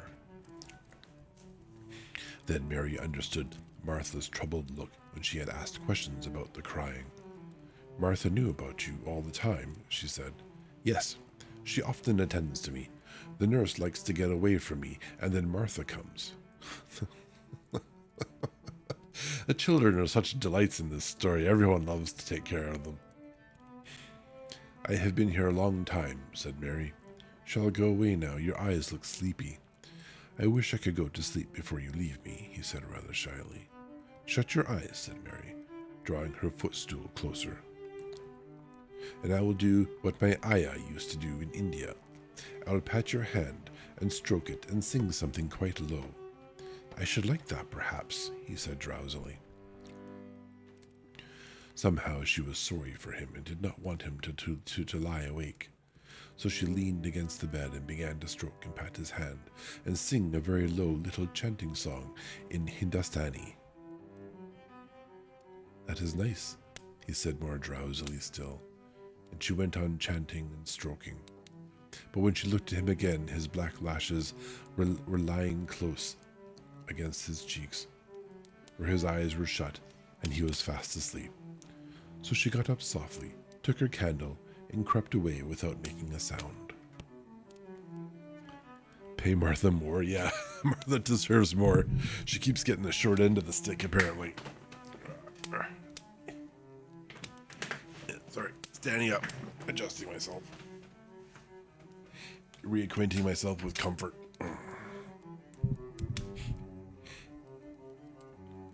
Chapter 14, A Young Raj. Raja? Oh, I know I'm saying that wrong. The moor was hidden in mist when the morning came and the rain had not stopped pouring down. There could be no going out of doors. Martha was so busy that Mary had no opportunity of talking to her, but in the afternoon she asked her to come and sit with her in the nursery. She came, bringing the stockings she was always knitting when she was doing nothing else. "What's the matter with thee?" she asked as soon as she sat down. "Thou looks as if thou'd something to say." I have found out what the crying was," said Mary. Martha let her knitting drop on her knee and gazed at her with startled eyes. "Thou hasn't," she exclaimed. "Never." "I heard it in the night," Mary went on, "and I got up and went to see where it came from. It was Cullen. I found him." Martha's face became red with fright. Miss Mary," she said, half crying, "thou shouldn't have done it. Thou shouldn't. That'll get me in trouble. I never told thee nothing about him, but that'll get me in trouble. I shall lose my place. And what'll mother do?" "You won't lose your place," said Mary. "He was glad I came. We talked, and he said I was glad I came." "Was he?" Martha cried. "Art thou sure? That doesn't know what he's like when anything vexes him. He's a big lad to cry like a baby, but when he's in a passion, he'll fair scream us just to frighten us. He knows us daren't call our souls our own." God, it just sounds like servants back in India, doesn't it? "He wasn't vexed," said Mary. "I asked him if I should go away, and he made me stay. He asked me questions, and I sat on a big footstool and talked to him about India and about the robin and gardens. He wouldn't let me go. He let me see his mother's picture. Before I left him, I sang him to sleep." Martha fairly gasped with amazement. "I can scarcely believe thee," she protested. "It's as if thou'd walked straight into a lion's den. If he'd been like he is most times, he'd have throwed himself into one of his tantrums and roused the house. He won't let strangers look at him." "He let me look at him. I looked at him all the time, and he looked at me. We stared," said Mary. "I don't know what to do," cried Martha. "If Mrs. Medlock finds out, she'll think I broke orders and told thee I shall be packed back to mother. He's not going to tell Mrs. Medlock anything about it. It's to be a sort of secret just at first," said Mary firmly, "and he says everybody's obliged to do as he pleases." "Aye, that's true enough, the bad lad," sighed Martha, wiping her forehead with her apron. "He says Mrs. Medlock must, and he wants me to come and talk to him every day, and you are to tell me when he wants me." "Me?" said Martha. "I shall lose my place. I shall for sure." That's some poor job security. Oop, I just punched the microphone. My apologies. "You can't if you are doing what he wants you to do, and everybody is ordered to obey him," Mary argued. "Dost thou mean to say," cried Martha with wide open eyes, "that he was nice to thee?" "I think he almost liked me," Mary answered. "Then thou must have bewitched him," decided Martha, drawing a long breath. "Do you mean magic?" inquired Mary. "I've heard about magic in India, but I can't make it. I just went into his room, and I was so surprised to see him, I stood and stared. And then he turned round and stared at me.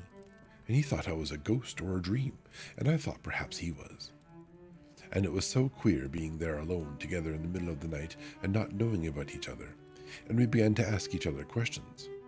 And when I asked him if I must go away, he said I must not." "The world's coming to an end," gasped Martha. What is the matter with him?" asked Mary. "Nobody knows for sure and certain," said Martha. "Mr. Craven went off his head like when he was born. The doctors thought he'd have to be put in an asylum. It was because Mrs. Craven died, like I told you. He wouldn't set eyes on the baby. He just raved and said it'd be another hunchback like him, and it'd be better die. "Is Cullen a hunchback?" Mary asked. "He didn't look like one." "He isn't yet," said Martha, "but he began all wrong. Mother said that there was enough trouble and raging in the house to set any child wrong. They was afraid his back was weak, and they've always been taking care of it, keeping him laying down and not letting him walk. Once they made him wear a brace, but he fretted so it was all downright ill. Then a big doctor came to see him and made them take it off.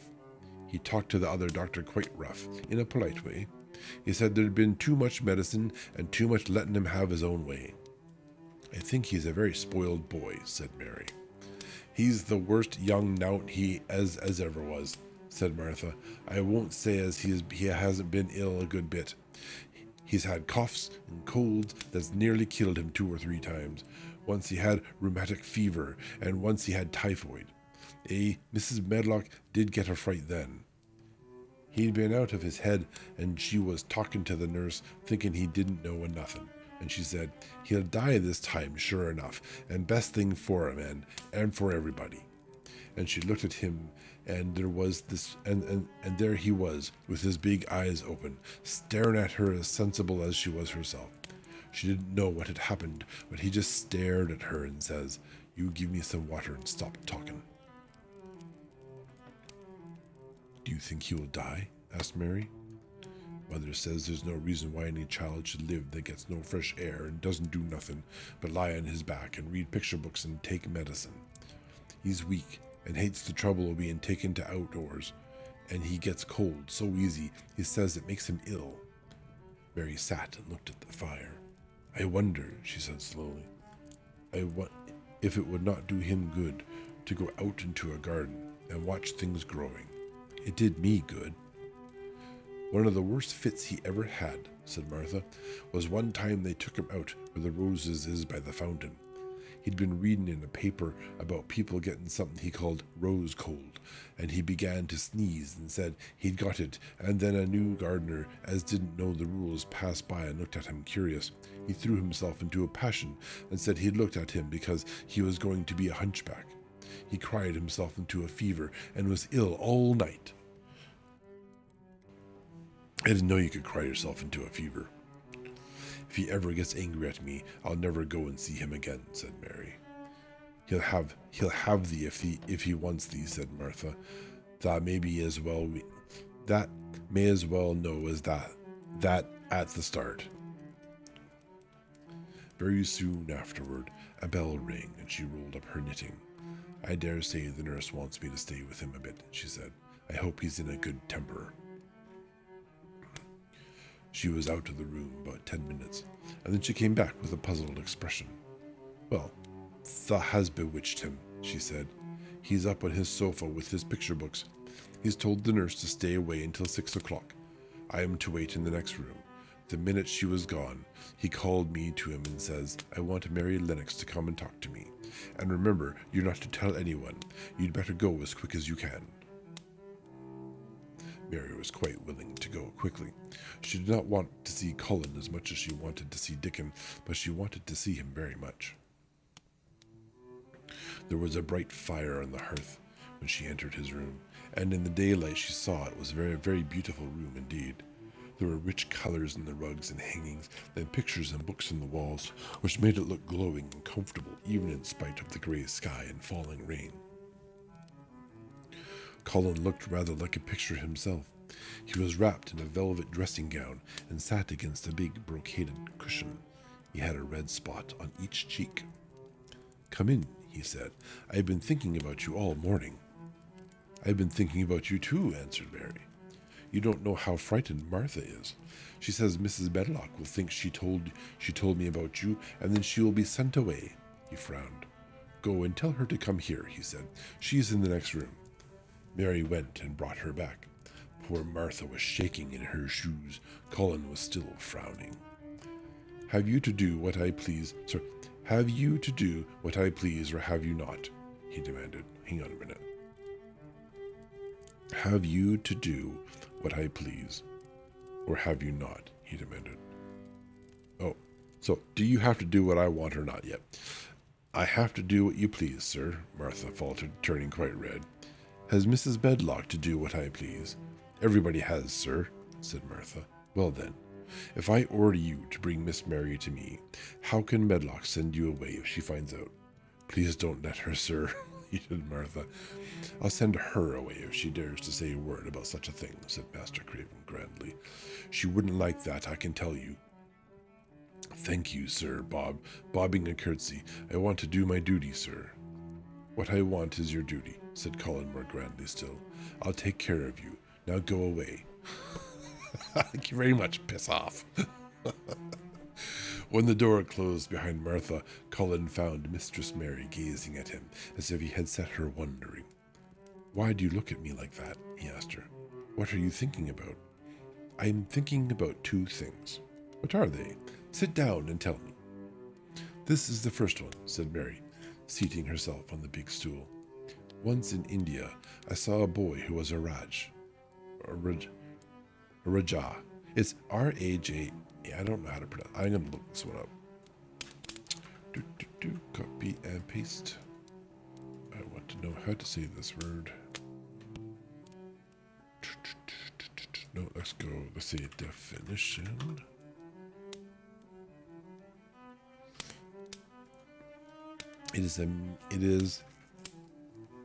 It's a Raja. Raja. You're saying it basically, yeah, Raja. It's a Raja. It's not a Raj. So, Raja, a king or prince in India, a minor chief or dignitary, an honorary title conferred on Hindus in India, a title of rulers, princes or chiefs in Java, Borneo, etc. Okay, so it's either a king or a minor dignitary or somewhere in the middle. Sure, that doesn't confuse things at all. Raja or Raju. Yeah, Indian noble. Yeah. Once in India, I saw a boy who was a Raja. He had rubies and emeralds and diamonds stuck all over him. He spoke to his people just as you spoke to Martha. Everybody had to do everything he told them, in a minute. I think they would have been killed if they hadn't. I shall make you tell me about Rajas presently, he said. But first, tell me what the second thing was. I was thinking, said Mary, how different you are from Dickon. Who is Dickon, he said. What a queer name. She might as well tell him, she thought. She could talk about Dickon without mentioning the secret garden. She had liked to hear Martha talk about him. Besides, she longed to talk about him. It would seem to bring him nearer. He is Martha's brother. He is 12 years old, she explained. He is not like anyone else in the world. He can charm foxes and squirrels and birds just as the natives in India charm snakes. He plays a very soft tune on a pipe, and they come and listen. There were some big books on a table at his side, and he dragged one suddenly toward him.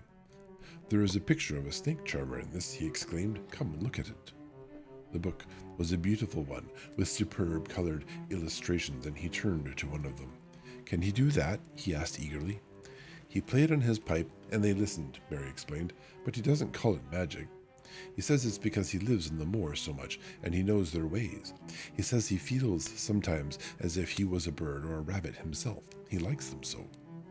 I think he asked the robin questions. It seemed as if they talked to each other in soft chirps. Colin lay back on his cushion, and his eyes grew larger and larger as the spots on his cheeks burned. Tell me some more about him, he said. He knows all about eggs and nests, Mary went on, and he knows where foxes and badgers and otters live. He keeps them secret so that the other boys won't find their holes and frighten them. He knows about everything that grows or lives on the moor. Does he like the moor? Said Colin. How can he when it's such a great, bare, dreary place? It's the most beautiful place, protested Mary. Thousands of lovely things grow on it, and there are thousands of little creatures all busy building nests and making holes and burrows and chippering or singing and squeaking to each other. They are so busy and having such fun under the earth or in the trees or heather. It's their world. I'm not sure they're having fun. Life in the wilds is a constant miserable struggle. Just keep that in mind. Child's mind, though. How do you know all that? Said Colin, turning on his elbow to look at her. I have never been there once, really, said Mary, suddenly remembering. I only drove over in the dark. I thought it was hideous. Martha told me about it, and then Dickon. Told me about it first, and then Dickon.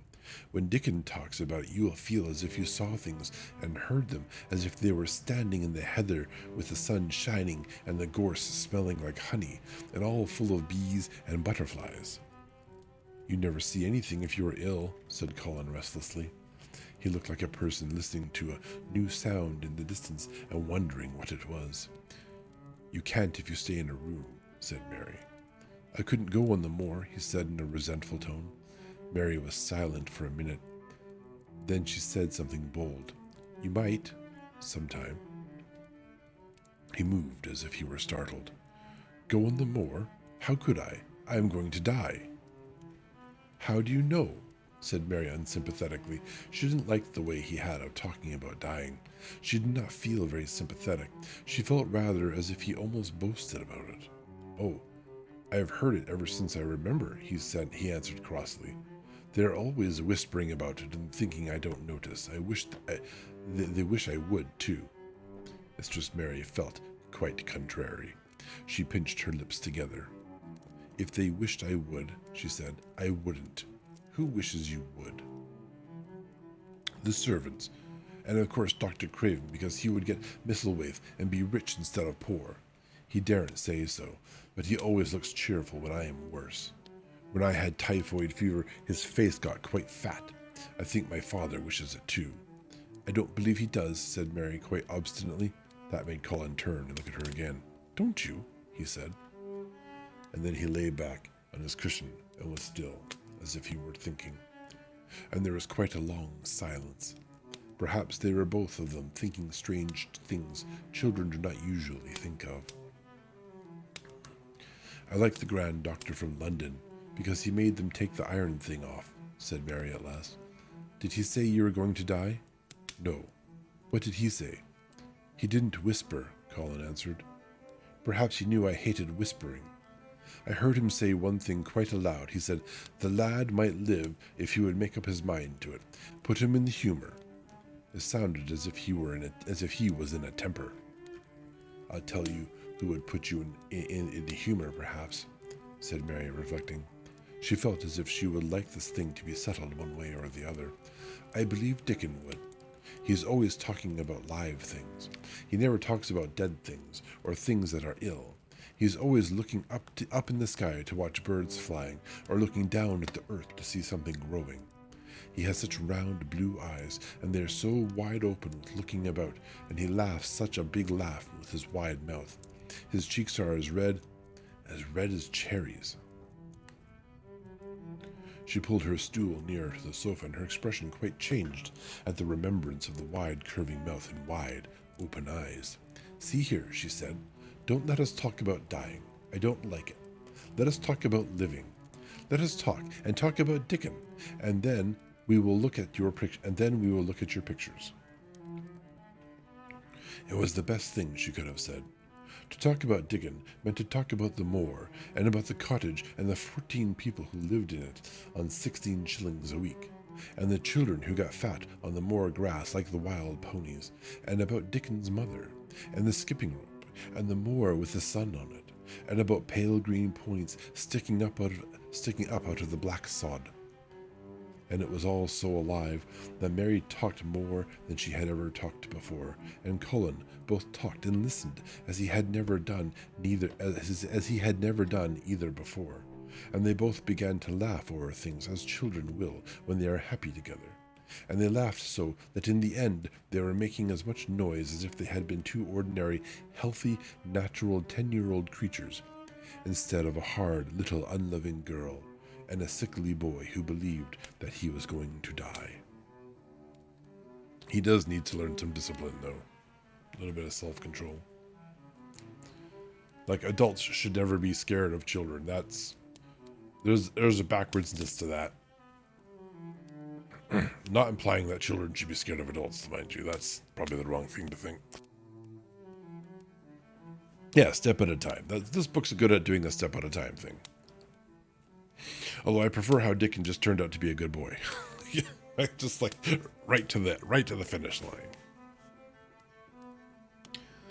They enjoyed themselves so much that they forgot the pictures, and they forgot about the time.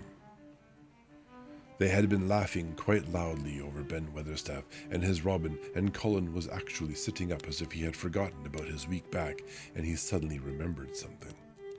Do you know there is one thing we have never once thought of, he said. We are cousins. It seemed so queer that they had talked so much and never remembered this simple thing that they laughed more than ever. because they had not got into the humor to laugh at anything. And in the midst of the fun, the door opened and in walked Dr. Craven and Mrs. Medlock. Well, I guess the jig is up. Dr. Craven started in actual alarm, and Mrs. Medlock almost fell back because he had accidentally bumped against her. "Good Lord!" exclaimed Mrs. Medlock, with her eyes almost starting out of her head. "Good Lord!" Yeah, uh-oh.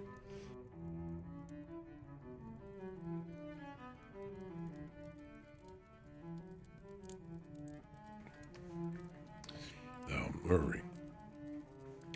"What is this?" said Dr. Craven, coming forward. "What does it mean?" "Means you're probably not getting your inheritance." Sorry, clearing my throat a whole bunch at the critical moment is it's important to just reading stories. Then Mary was reminded of the boy Raju. Oh God! Ever since I learned how to say the name, it's like nope. Now I'm gonna screw it up every time. Can I open and close tab? Cancel. Yeah, Raja. Just have to think of Roger, I suppose. Raja. Then Mary was reminded of the boy Raja again. Cullen answered, as if neither the doctor's alarm nor Mrs. Medlock's terror were of the slightest consequence. He was as little disturbed or frightened as if an elderly cat or dog had walked into the room. "This is my cousin, Mary Lennox," he said. "I asked her to come and talk to me. I like her. She must come and talk to me whenever I send for her." Dr. Craven turned reproachfully to Mrs. Medlock. "Oh, sir," she panted, "I don't know how it's happened. There's not a servant on the place that'd dare to talk. They all have their orders." "Nobody told her anything," said Cullen. "She heard me crying and found me herself. I'm glad she came. Don't be silly, Medlock." Mary saw that Dr. Craven did not look pleased, but it was quite plain that he dare not oppose his patient. He sat down by Cullen and felt his pulse. "I am afraid there has been too much excitement. Excitement is not good for you, my boy," he said. "I should be excited if she kept away," answered Cullen, his eyes beginning to look dangerously sparkling. "I am better. She makes me better. The nurse must bring up her tea with mine. We will have tea together." Mrs. Medlock and Dr. Craven looked at each other in a troubled way, but there was evidently nothing to be done. "He does look rather better, sir," ventured Mrs. Medlock, but, thinking the matter over, he looked better this morning before she came into the room. "She came into the room last night. She stayed with me for a long time. She sang a Hindustani song to me, and it made me go to sleep," said Cullen. "I was better when I wakened up. I wanted my breakfast. I want my tea now. Tell Nurse Medlock." Dr. Craven did not stay very long.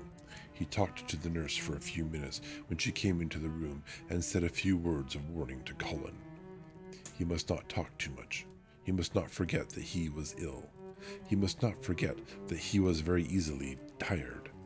Mary thought that there seemed to be a number of uncomfortable things he was not to forget. Cullen looked fretful and kept his strange, black-lashed eyes fixed on Dr. Craven's face. "I want to forget it," he said at last. "She makes me forget it. That is why I want her." Dr. Craven did not look happy when he left the room. He gave a puzzled glance at the little girl sitting on the large stool. She had become a stiff, silent child again as soon as he entered, and he could not see what the attraction was. The boy actually did look brighter, however, and he sighed rather heavily as he went down the corridor. "Tell me you're a bad guy without telling me you're a bad guy." The psychological placebo to keep him sickly. Yeah, exactly. He's like, "Here, please don't forget that you want to die. You are being sick. Like, don't worry about how you feel. Just remember all the problematic things that you are." "They're always wanting me to eat things when I don't want to," said Cullen, as the nurse brought in the tea and put it on the table by the sofa. "Now, if you'll eat, I will. Those muffins look so nice and hot. Tell me about Rajas."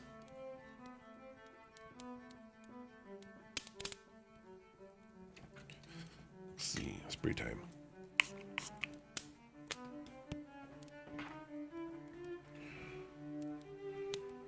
Chapter 15. nest building. After another week of rain, the high arch of blue sky appeared again, and the sun, which poured down, was quite hot. Though there had been no chance to see either the secret garden or Dickon, Mistress Mary had enjoyed herself very much. The week had not seemed long. She had spent hours of every day with Cullen in his room, talking about Rajas, or gardens, or Dickon, and the cottage on the moor. They had looked at the splendid books and pictures, and sometimes Mary had read things to Cullen, and sometimes he had read a little to her. When he was amused and interested, she thought he scarcely looked like an invalid at all, except that his face was so colorless, and he was always on the sofa. You were a sly young one to listen and get out of your bed to go following things up like you did that night, Mrs. Medlock said once, but there's no saying it's not been a sort of blessing to the lot of us.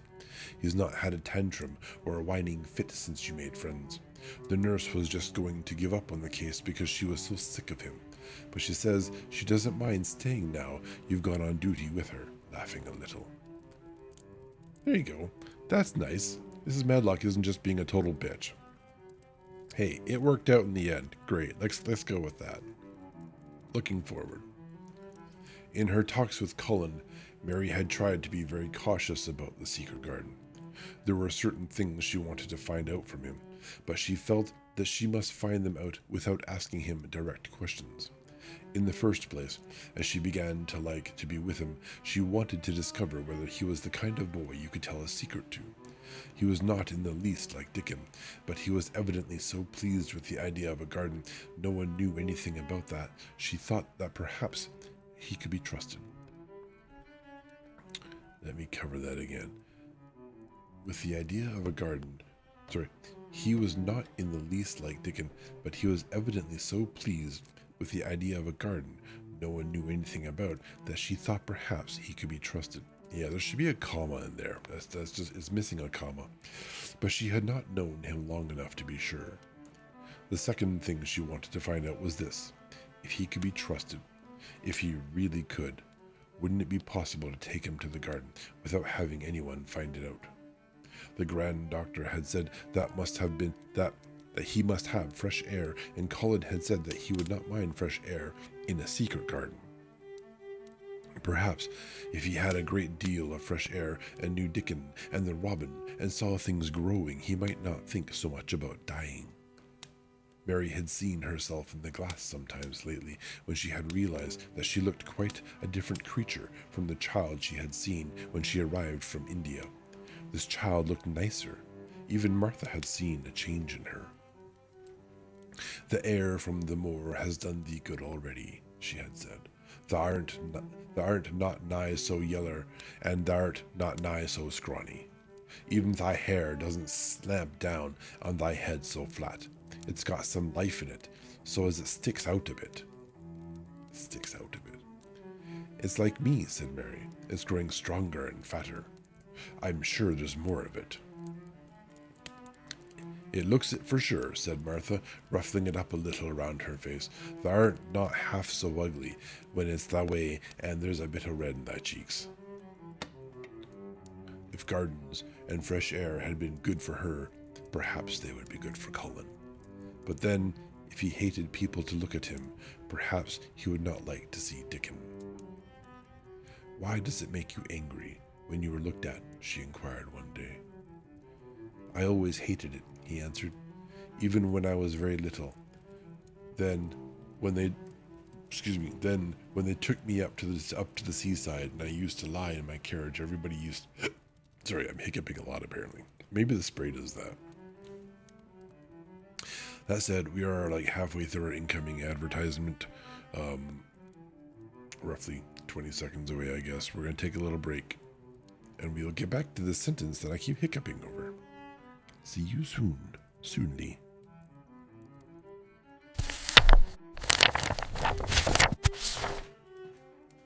Alright, ads are nearly finished. Here we go. Welcome back from the advertisements, everybody. Where are we? Yes, Yes, Mary was asking Cullen why he is angry when he is looked at. I always hated it, he answered, even when I was very little. Then when they took me to the seaside and I used to lie in my carriage, everybody used to stare and ladies would stop and talk to my nurse. And then they would begin to whisper, and I knew then they were saying I shouldn't live to grow up. Then sometimes the ladies would pat my cheeks and say, "Poor child." Once, when a lady did that, I screamed out aloud and I bit her hand. She was so frightened she ran away. She thought you had gone mad like a dog, said Mary, not at all admiringly. I don't care what she thought, said Cullen, frowning.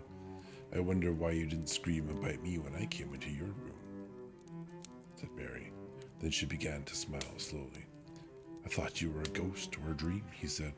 You can't bite a ghost or a dream, and if you scream, they don't care. Would you hate it if a boy looked at you? Mary asked uncertainly. He lay back on his cushion and paused thoughtfully. There's one boy, he said quite slowly, as if he were thinking over every word. There's one boy I believe I shouldn't mind. It's that boy who knows where the foxes live. Dickon. You know, the literal only other boy that we know in the story.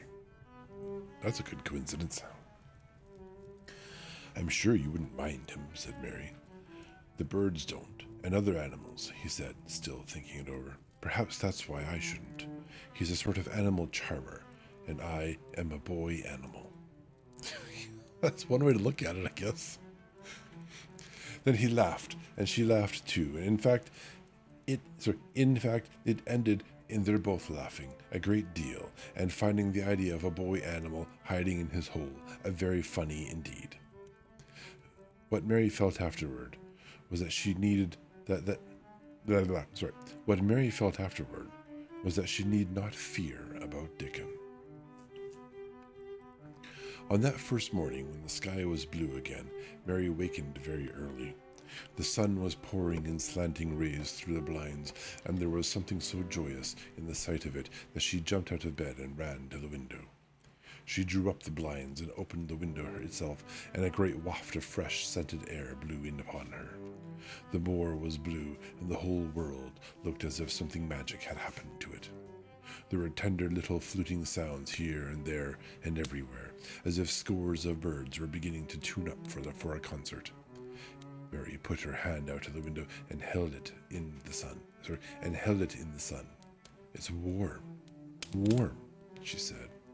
It will make the green points push up, and and it will make the bulbs and roots work and struggle with all their might under the earth.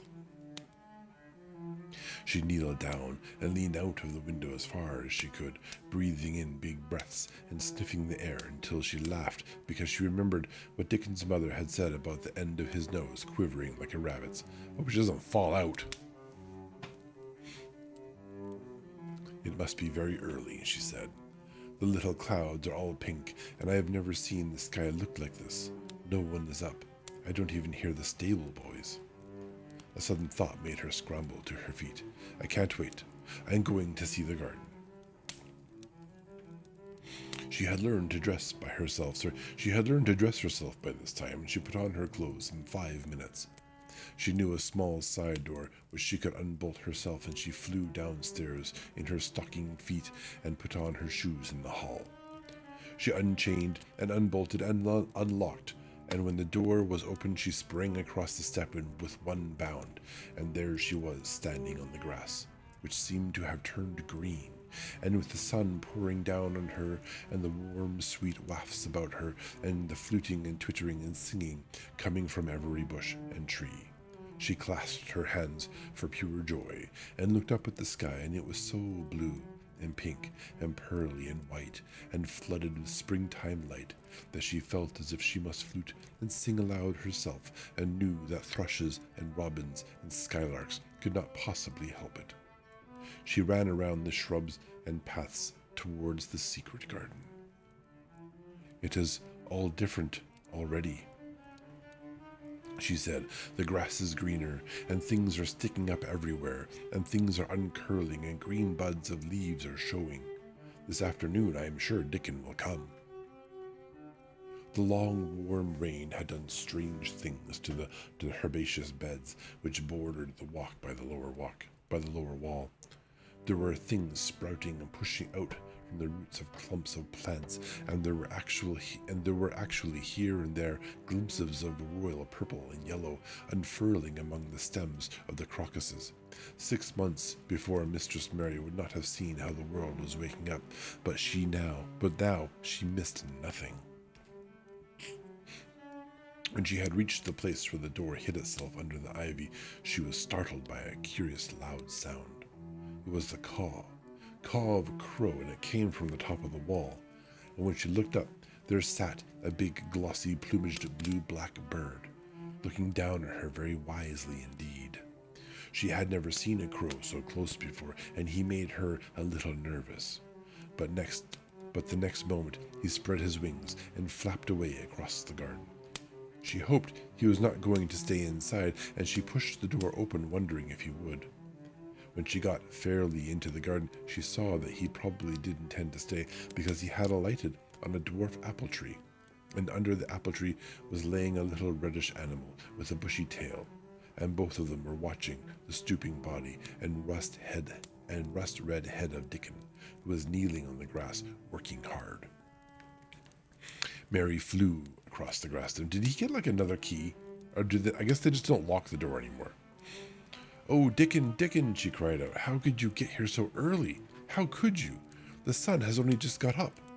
He got up himself, laughing and glowing, and tousled his eyes like a bit of the sky. "Eh?" he said. "I was up long before him. How could I have stayed abed? The world's all fair begun again this morning, it has. And it's working and humming and scratching and piping and nest building and breathing out scents, till you've got to be out on it instead of lying on your back. When the sun did jump up, the moor went mad for joy, and I was in the midst of the heather, and I run like mad myself, shouting and singing, and I come straight here. I couldn't have stayed away. Why, the garden was lying here a-waiting. Mary put her hands on her chest, panting as if she had been running herself. "Oh, Dickon, Dickon," she said, "I'm so happy I can scarcely breathe." Seeing him talking to a stranger, the little bushy-tailed animal rose from its place under the tree and came to him, and the rook, cawing once, flew down from its branch and settled quietly on his shoulder. "This is the little fox cub," he said, rubbing the little reddish animal's head. "Its name is Captain, and this here's Soot. Soot, he flew across the moor with me, and Captain, he run the same as if the hounds had been after him.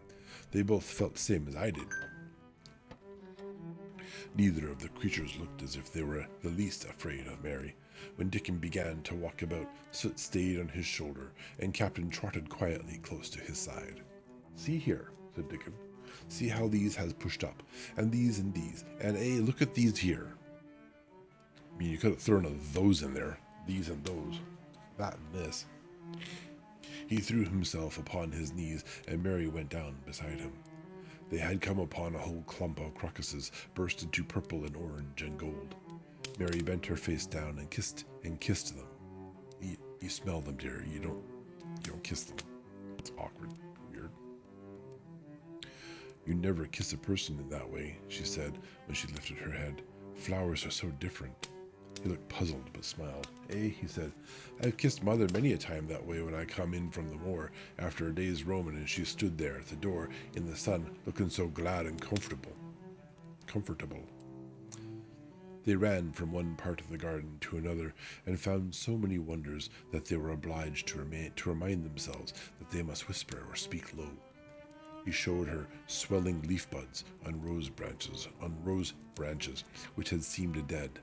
He showed her 10,000 new green points pushing through the mold. They put their eager young noses close to the earth and sniffed its warmed springtime breathing.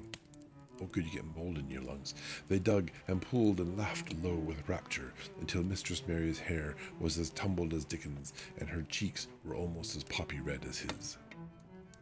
There was every joy on earth in the secret garden that morning, and in the midst of them came a delight more delightful than all, because it was more wonderful. Swiftly, Something flew across the wall and darted through the trees to a close-grown corner. The little flare of red-breasted bird with something hanging from its beak. Dickon stood quite still and put his hand on Mary, almost as if they had suddenly found themselves laughing in a church. We munnot stir, he whispered in broad Yorkshire. We munnot scarce breathe. I knowed he was mate hunting when I seed him last. It's Ben Weatherstaff's robin. He's building his nest. He'll stay here if us don't flight him. They settled down softly upon the grass and sat there without moving. Us mustn't seem as if us was watching him too close, said Dickon. He'll be out with us for good if he's not the notion us was interfering now. He'll be a good bit different till all this is over. He's setting up housekeeping. He'll be a shyer and readier to take things ill. He's got no time for visiting and gossiping. Us must keep still a bit and try to look as if us was grass and trees and bushes. Then, when he's got used to seeing us, I'll chirp a bit, and he'll know us not be in his way. Mistress Mary was not at all sure that she knew, as Dickon seemed to, how to try to look like grass and trees and bushes. But he had said the queer thing as if it were the simplest and most natural thing in the world, and she felt it must be quite easy to him. And indeed, she watched him for a few minutes carefully, wondering if it was possible for him to quietly turn green and put out branches and leaves. But he only sat wonderfully still, and when he spoke, dropped his voice to such a softness that it was curious that she could hear him. But she could. It's part o' the springtime, this nest building is, he said.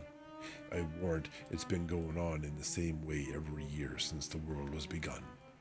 They've got their way o' thinking and doing things, and a body had better not meddle. You can lose a friend in the springtime easier than any other season if you're too curious.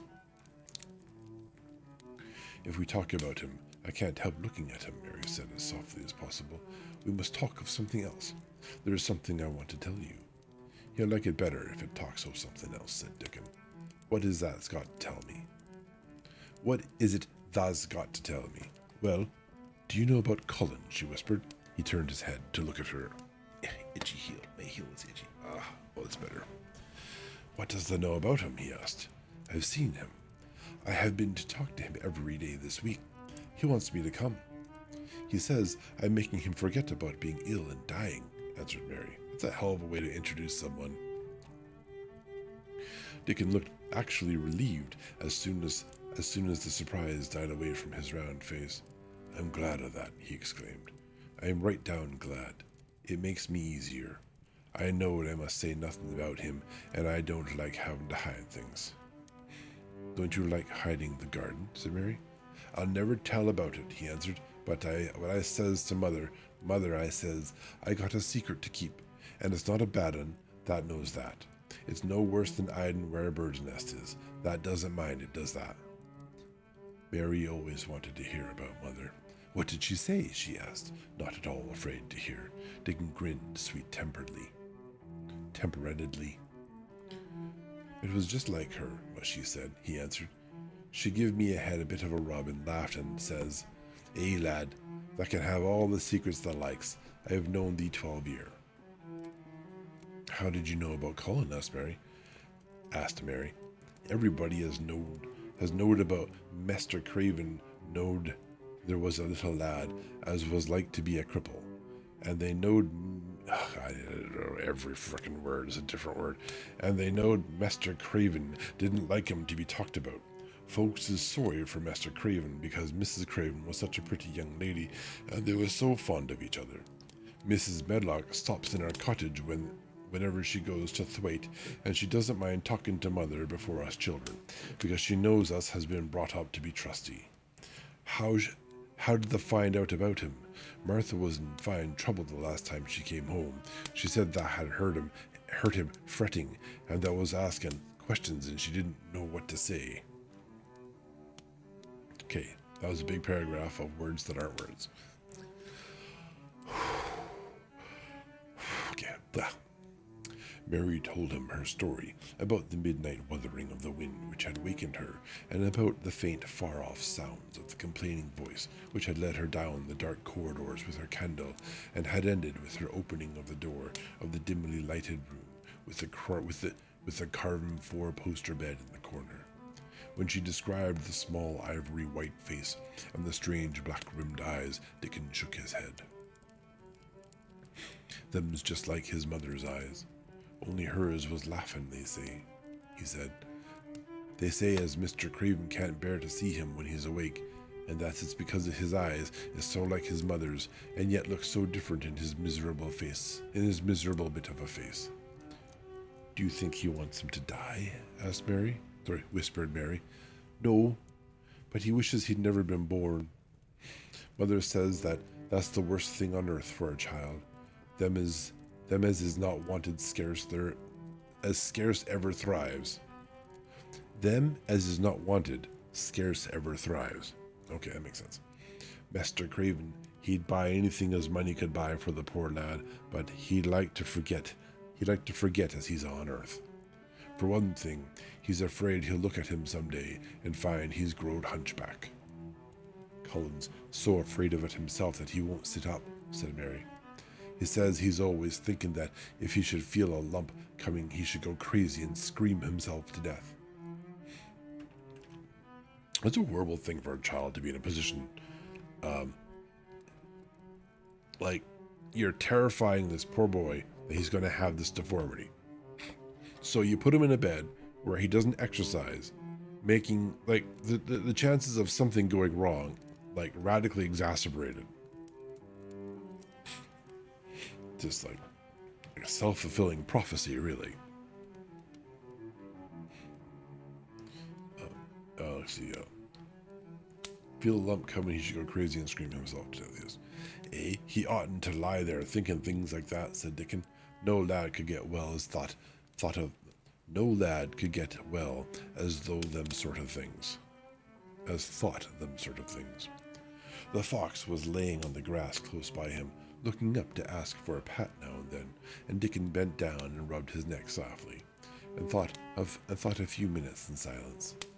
Presently he lifted his head and looked round the garden. "When we first got in here," he said, "it seemed like everything was grey. Look round now and tell me if that doesn't see a difference." Mary looked and caught her breath a little. "Why," she cried, "the grey wall is changing. It is as if a green mist were creeping over it. It's almost like a green gauze veil."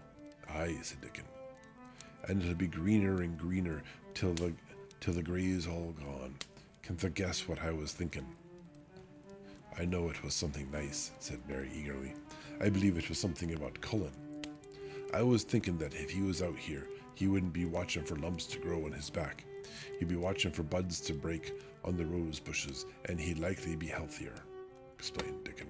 "I was wondering if us could ever get him in the humor to come out here and lie under the trees in his carriage." "I've been wondering that myself. I've thought of it almost every time I've talked to him," said Mary. "I've wondered if he could keep a secret, and I've wondered if we could bring him here without anyone seeing us. I thought perhaps you could push his carriage. The doctor said he must have fresh air, and if he wants us to take him out, no one dare disobey him. He won't go out for other people, and perhaps they will be glad if he will go out with us. He could order the gardeners to keep away so they wouldn't find out." Dickon was thinking very hard as he scratched Captain's back. "It'd be good for him, I'll warrant," he said. "Us'd not be thinking he'd better never be been born. Us'd be just two children watching the garden grow." Well, three, right? Three, yeah. "And although them two would be, God, the words. And he'd be another. Two lads and a little lass just looking on at the springtime. I warrant it'll be better than doctor's stuff." Maybe of the day. He's been lying in his room so long. He's been lying in his room so long, and he's always been so afraid of his back that it has made him queer," said Mary. He knows a good many things out of books, but he doesn't know anything else. He says he has been too ill to notice things, and he hates going out of doors and hates gardens and gardeners. But he likes to hear about this garden because it is a secret. I daren't tell him much, but he said he wanted to see it. Us'll have him out here sometime for sure, said Dickon. I could push his carriage well enough. Has the notice how the robin and his mate has been working while we've been sitting here? Look at him perched on that branch, wondering where it'd be best to put that twig he's got in his beak. He made one of his low whistling calls, and the robin turned his head and looked at him inquiringly, still holding his twig. Dickon spoke to him as Ben Weatherstaff did, but Dickon's tone was one of friendly advice. Where's ever that puts it, he said, it'll be all right. Thou know how to build that nest before that came out of the egg. Get on with ye, lad.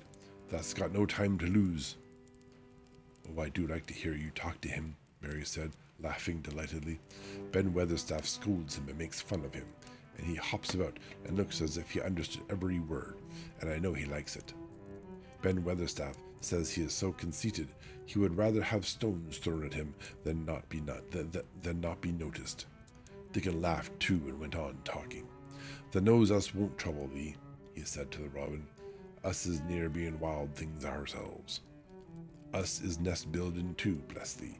Look out that doesn't tell on us. And though the robin did not answer, because his beak was occupied, Mary knew that when he flew away with his twig to his own corner of the garden, the darkness of his dew-bright eye meant that he would not tell their secret for the world. Imagine that. Imagine the robin telling on them. Chapter 16. I won't, said Mary. They found a great deal to do that morning, and Mary was late in returning to the house, and was also in such a hurry to get back to her work that she quite forgot Cullen until the last moment. Tell Cullen that I can't come and see him yet, she said to Martha. I'm very busy in the garden. Martha looked rather frightened. Miss Mary, she said. It may put him all out of humor when I tell him that. But Mary was not as afraid of him as other people were. She was not a self-sacrificing person. I can't stay, she said. Dickon's waiting for me, and she ran away. The afternoon was even lovelier and busier than the morning had been. Already nearly all the weeds were cleared out of the garden, and most of the roses and trees had been pruned or dug about. Dickon had brought a spade of his own, and he had taught Mary to use all her tools, so that by this time it was plain that though the lovely wild place was not likely to become a gardener's garden, it would be a wilderness of growing things before the springtime was over. There'll be apple blossoms and cherry blossoms overhead, Dickon said, working away with all of his might. And there'll be peach and plum trees in bloom against the walls, and that grass'll be a carpet of flowers.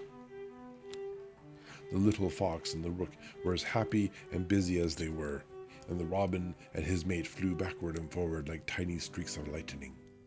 Sometimes the rook flapped his black wings and soared away over the treetops in the park.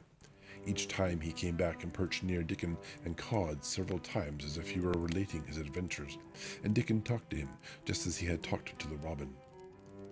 Once, when Dickon was so busy that he did not answer him at first, Soot flew onto his shoulders and gently tweaked his ear with his large beak. Ouch! When Mary wanted to rest a little, Dickon sat down with her under a tree, and once he took out his pipe out of his pocket, and played the soft, strange little notes, and two squirrels appeared on the wall and looked and listened. Should you be playing that? You're supposed to be hiding and being quiet. Instruments tend to carry.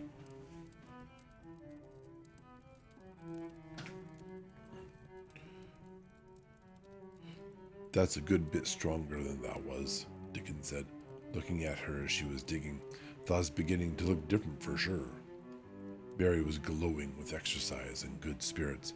I'm getting fatter and fatter every day, she said quite exultantly. Mrs. Medlock will have to get me some bigger dresses. Martha says my hair is growing thicker. It isn't so flat and stringy. The sun was beginning to set and sending deep gold-colored rays slanting under the trees when they parted. It'll be fine tomorrow, said Dickon. I'll be at work by sunrise. So will I, said Mary.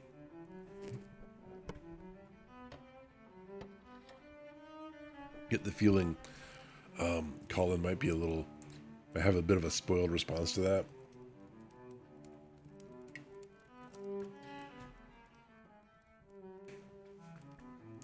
She ran back to the house as quickly as her feet would carry her. She wanted to tell Colin about Dickon's fox cub and the rook, and about what the springtime had been doing. She felt sure he would like to hear. So it was not very pleasant when she opened the door of her room to see Martha standing, waiting for her, with a doleful face. What is the matter? She asked. What did Colin say when you told him I couldn't come? There's a lot of E-H, said Martha. I wish that'd gone. He was nigh going into one of his tantrums. There's been a nice to-do all afternoon to keep him quiet. He would watch the clock all the time. Mary's lips pinched themselves together. She was no more used to considering other people than Colin was, and she saw no reason why an ill-tempered boy should interfere with the things she liked best. She knew nothing about the pitifulness of people who had been ill and nervous, and who did not know that they could control their tempers and need not make other people ill and nervous too. When she had had a headache in India, she had done her best to see that everybody else who had a headache,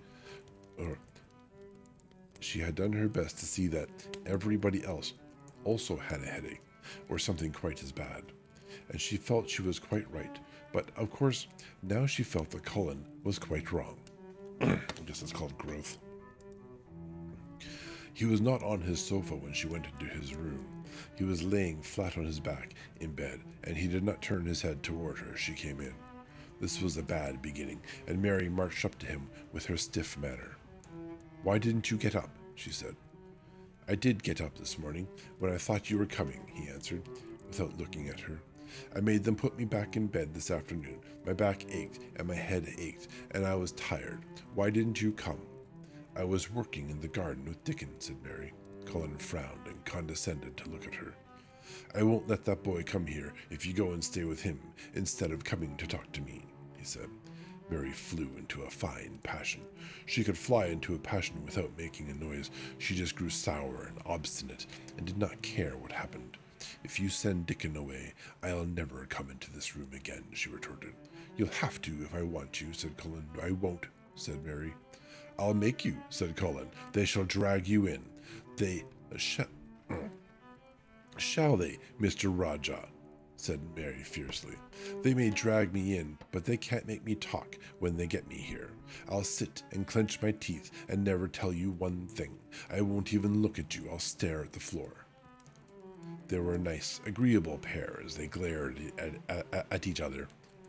If they had been two little street boys, they would have sprung at each other and had a rough and tumble fight. As it was, they did the next thing to it. You are a selfish thing, cried Colin. What are you? Said Mary. Selfish people always say that. Anyone is selfish who doesn't do what they want.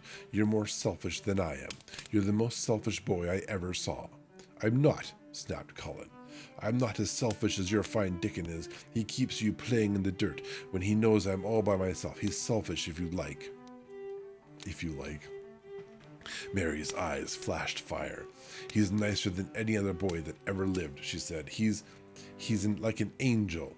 It might sound rather silly to say that, but she did not care. Sorry, that was... yeah, he's like an angel, is all she said, right? A nice angel, Colin sneered ferociously. He's a common cottage boy off the moor. He's better than a common Rajah, retorted Mary. He's 1,000 times better.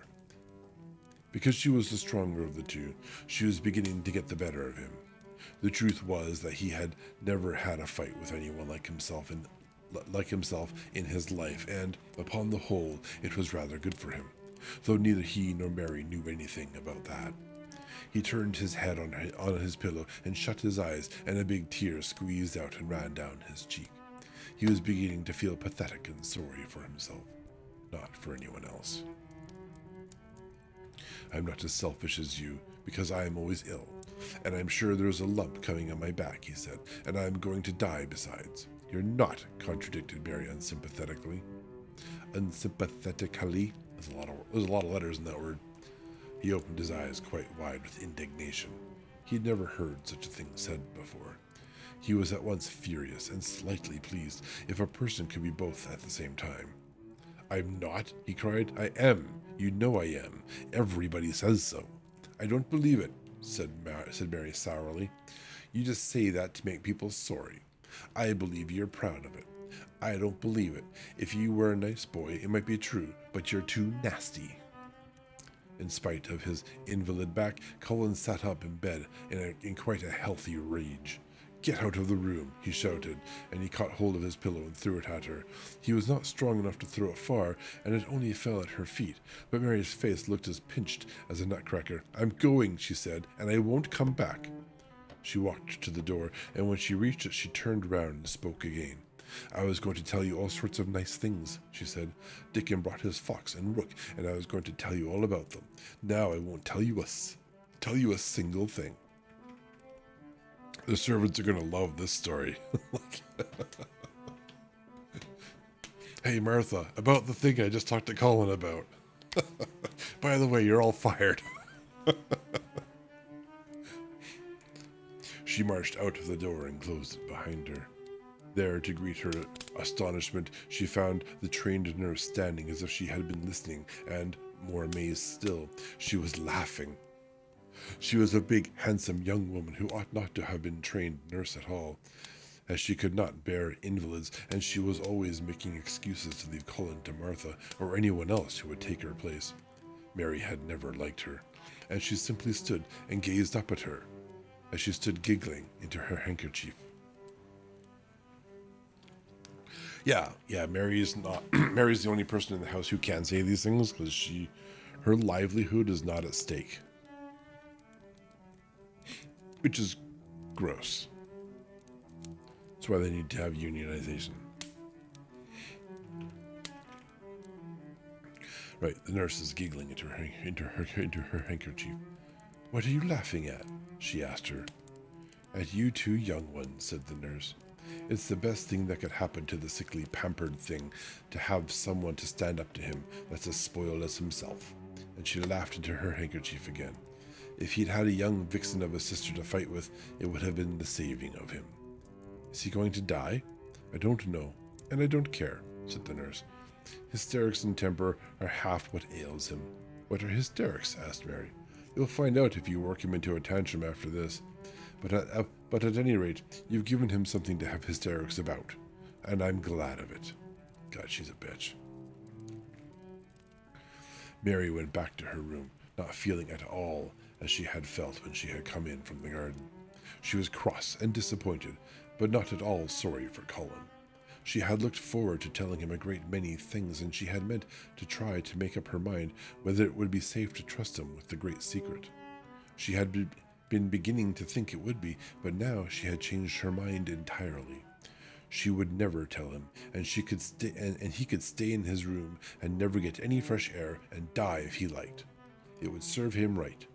She felt so sour and unrelenting that for a few minutes she almost forgot about Dickon and the green veil creeping over the world and the soft wind blowing down from the moor.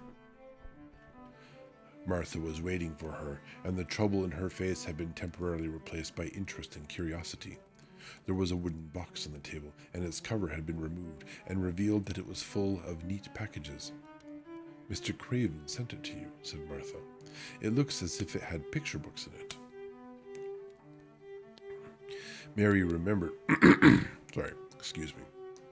Mary remembered that he had asked her the day she had gone to his room, do you want anything? Dolls, toys, books.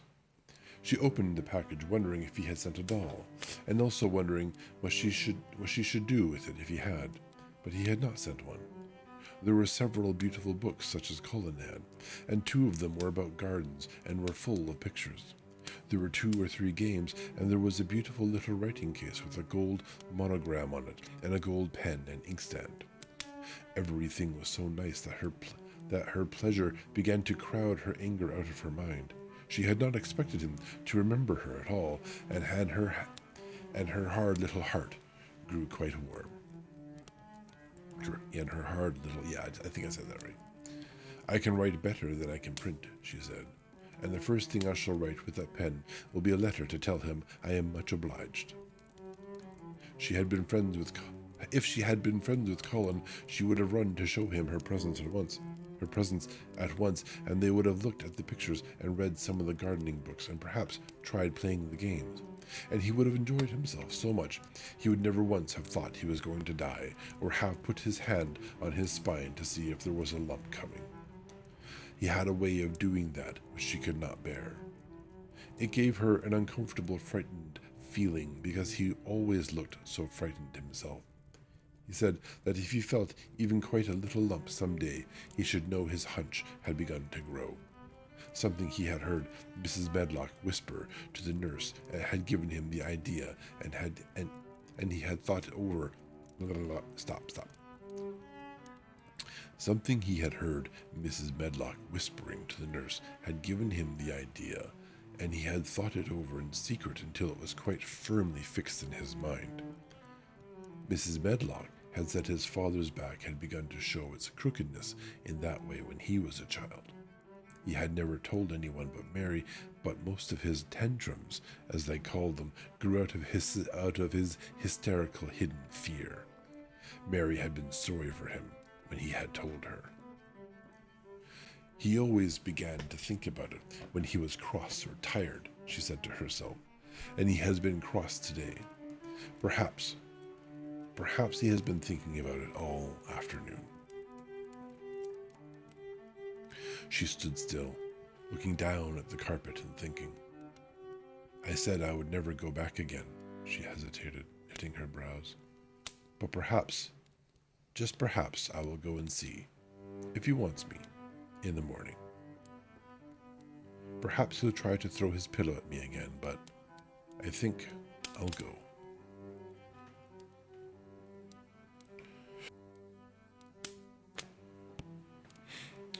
Chapter 17. A Tantrum. I used to have these when I was a child.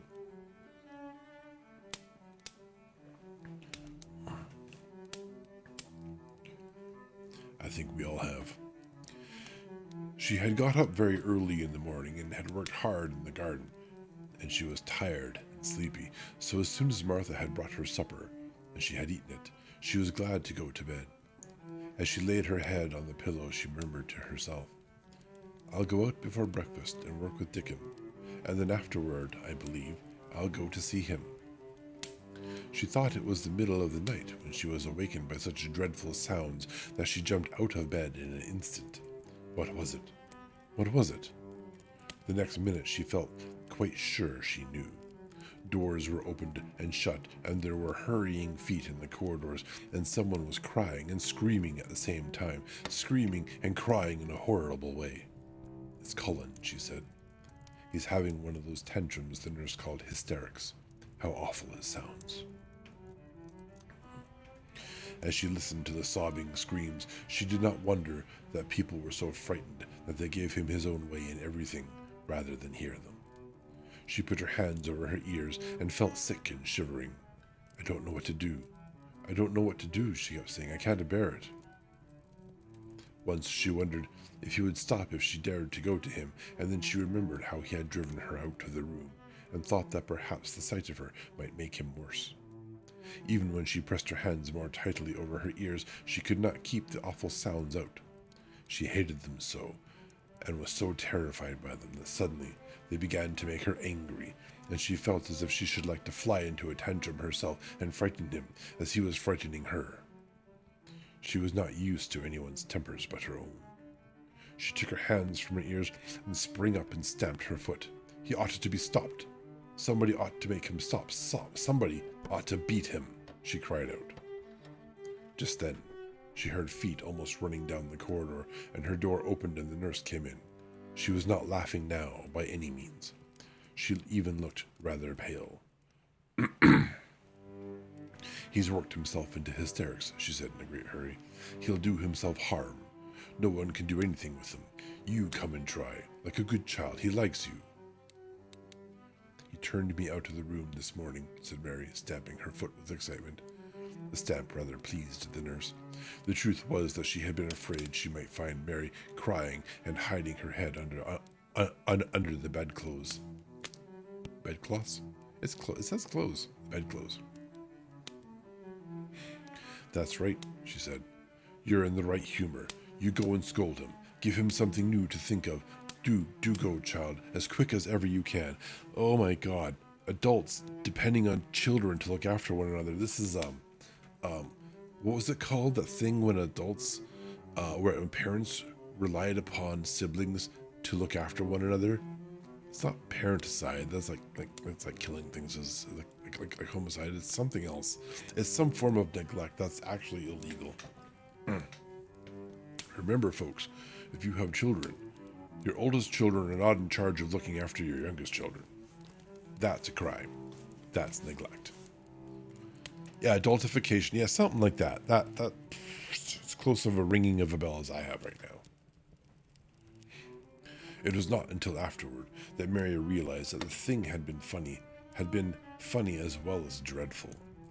That it was funny that all the grown-up people were so frightened that they came to a little girl just because they guessed she was almost as bad as Cullen himself. She flew along the corridor, and the nearer she got to the screams, the higher her temper mounted. She felt quite wicked by the time she reached the door. She slapped it open with her hand and ran across the room to the four-poster bed. "You stop," she almost shouted. "You stop. I hate you. Everybody hates you. I wish everybody would run out of the house and let you scream yourself to death. You will scream yourself to death in a minute, and I wish you would." A nice, sympathetic child could never have thought nor said such things. But it just happened that the shock of hearing them was the best possible thing for this hysterical boy, whom no one had ever dared to restrain or contradict. Also, some thoughts. This works in a story, but it's likely these so-called hysterics is like a panic attack, and imposing that kind of stress on someone having a panic attack doesn't solve anything. It makes things much worse. So, but it's a story, and we are shocking the spoiled boy out of his bad habits. So we'll just run with it. He had been laying on his face, beating his pillow with his hands, and he actually almost jumped around. He turned so quickly at the sound of the furious little voice. His face looked dreadful, white and red and swollen. He was gasping and choking, but savage little Mary did not care an atom. Also, children really don't care about each other. "If you scream another scream," she said, "I'll scream too, and I can scream louder than you can, and I'll frighten you. I'll frighten you." He actually had stopped screaming because she had startled him so. The scream, which had been coming, almost choked him. The tears were streaming down his face, and he shook all over. Yeah, sure, very sister energy, yeah. "I can't stop," he gasped and sobbed. I can't. "You can," shouted Mary. "Half that ails you is hysterics and temper." Did you notice she repeats things she's told? This is something someone told her. And what spring was something that Martha told her. It rains on the sunshine, and the sun shines on the rain or something. Have you noticed that? She's learning things from those around her, especially adults. "You can," shouted Mary. "Half that ails you is hysterics and temper. Just hysterics. Hysterics. Hysterics." And she stamped each time she said it. "I felt the lump. I felt it," choked out Cullen. "I knew I should. I shall have a hunch on my back, and then I shall die." And he began to writhe again, and turned his face and sobbed and wailed, but he didn't scream. "You didn't feel a lump," contradicted Mary fiercely. "If you did, it was only a hysterical lump. Hysterics makes lumps," and now she's a doctor. "There's nothing the matter with your horrid back. Nothing but hysterics. Turn over and let me look at it." She liked the word hysterics, and it felt somehow as if it had an effect on him. He was probably like herself and had never heard it before. "Nurse," she commanded, "come here and show me his back this minute." The nurse, Mrs. Medlock, and Martha had been standing huddled together near the door, staring at her, their mouths half open. All three had gasped with fright more than once. The nurse came forward as if she were half afraid. Colin was heaving with great breathless sobs. "Perhaps he won't let me," she hesitated in a low voice. Colin heard her, however, and he gasped out between two sobs. "Shh, show her. She'll see then." It was a poor, thin back to look at when it was bared. Every rib could be counted and every joint of the spine, though Mistress Mary did not count them as she bent over and examined them with a solemn, savage little face. She looked so sour and old-fashioned that the nurse turned her head aside to hide the twitching of her mouth. There was just a minute's silence, for even Colin tried to hold his breath while Mary looked up and down his spine, and down and up, as intently as if she had been the great doctor from London. "There's not a single lump there," she said at last. "There's not a lump as big as a pin, except backbone lumps, and you can only feel them because you're thin. I've got backbone lumps myself, and they used to stick out as much as yours do, until I began to get fatter, and I'm not fat enough to hide them yet. Or, I'm not fat enough yet to hide them. There's not a lump as big as a pin. If you ever say there is again, I shall laugh." No one but Colin himself knew what effect those crossly spoken childish words had on him. If he had ever had anyone to talk to about his secret terrors, if he had ever dared to let himself ask questions, if he had had childish companions and had not lain on his back in the huge closed house, breathing an atmosphere heavy with the fears of people who were most of them ignorant and tired of him, he would have found out that most of his fright and illness was created by himself. But he had lain and thought of himself and his aches and weariness for hours and days and months and years. And now that an angry, unsympathetic little girl insisted obstinately that he was not as ill as he thought he was, he actually felt as if she might be speaking the truth. "I didn't know," ventured the nurse, "that he thought he had a lump on his spine. His back is weak because he won't try to sit up. I could have told him there was no lump there." Cullen gulped and turned his face a little to look at her. Could you?" he said pathetically. "Yes, sir." "There," said Mary, and she gulped too. "I am also gulping, but it's because my throat's sore. It's not lump related." Cullen turned on his face again, but for his long-drawn, broken breaths, which were the dying down of his storm of sobbing, he lay still for a minute, though great tears streamed down his face and wet the pillow. Actually, the tears meant that a curious great relief had come to him. Presently, he turned and looked at the nurse again, and strangely enough, he was not like a Rajah. Oh dear, I'm doing it again. It's Raju. Oh crap, where was I? I clicked off the browser window.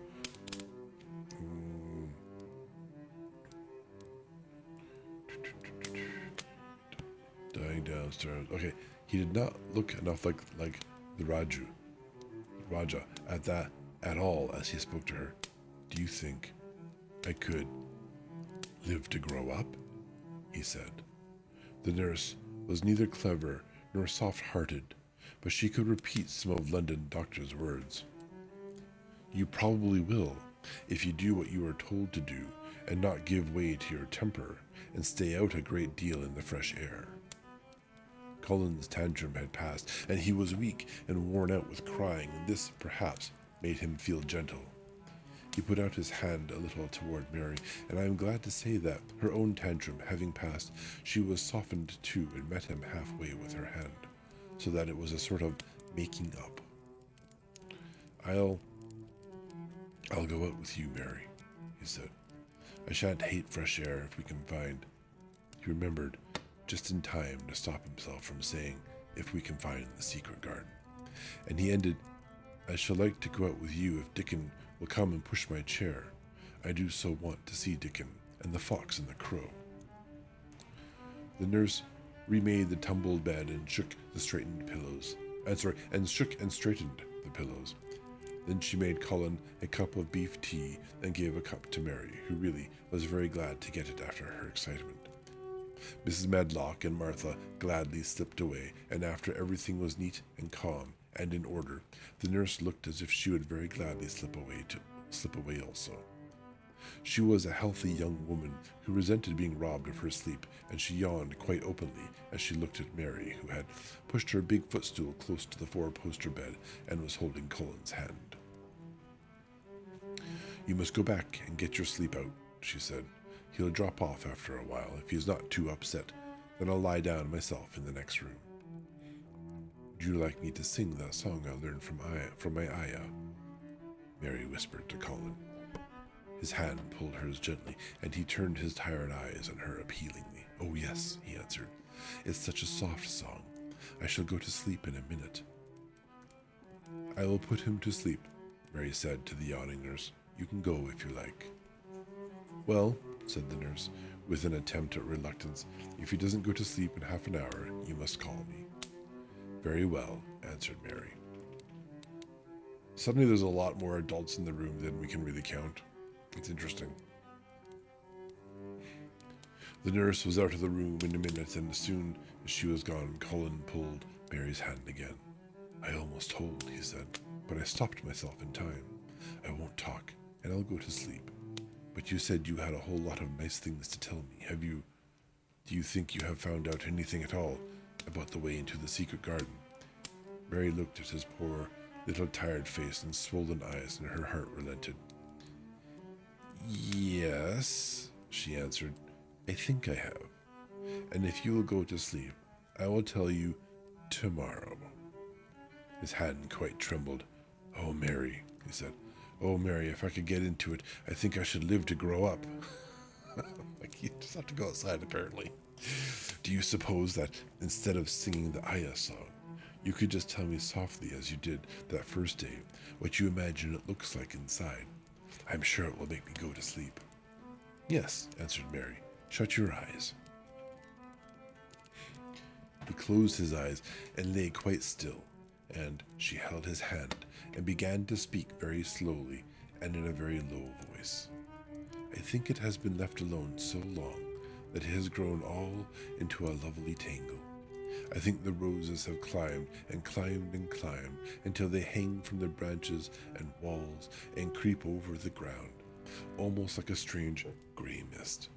Some of them have died, but many are alive, and when the summer comes, there will be curtains and fountains of roses. I think the ground is full of daffodils and snowdrops and lilies and iris working their way out of the dark. Now the spring has begun. Perhaps... The soft drone of her voice was making him stiller and stiller, and she saw it and went on. "Perhaps they are coming up through the grass. Perhaps there are clusters of purple crocuses and gold ones even now. Perhaps the leaves are beginning to break out and uncurl, and perhaps the gray is changing, and a green gauze veil is creeping over everything. And the birds are coming to look at it, because it is so safe and still, and perhaps,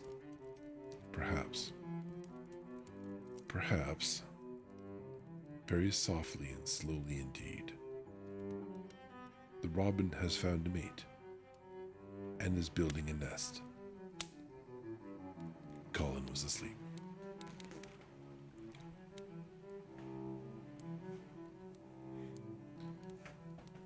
Chapter 18. The Moonot Waste No Time. M-U-N-N-O-T, Moonot. The thought means you. I guess that's must not. You must not waste no time. Okay. Yeah. Thank you for the follow. Of course, Mary did not waken early the next morning. She slept late because she was tired, and when Martha brought her breakfast, she told her that although Colin was quite quiet, he was ill and feverish, as he always was after he had worn himself out with a fit of crying. Mary ate her breakfast slowly as she listened. Oh, and this is the perfect time. We have ads. We do break for the ads. We will be back in the 3 or 4 minutes when they're done to continue with our chapter 18 here. See you soon.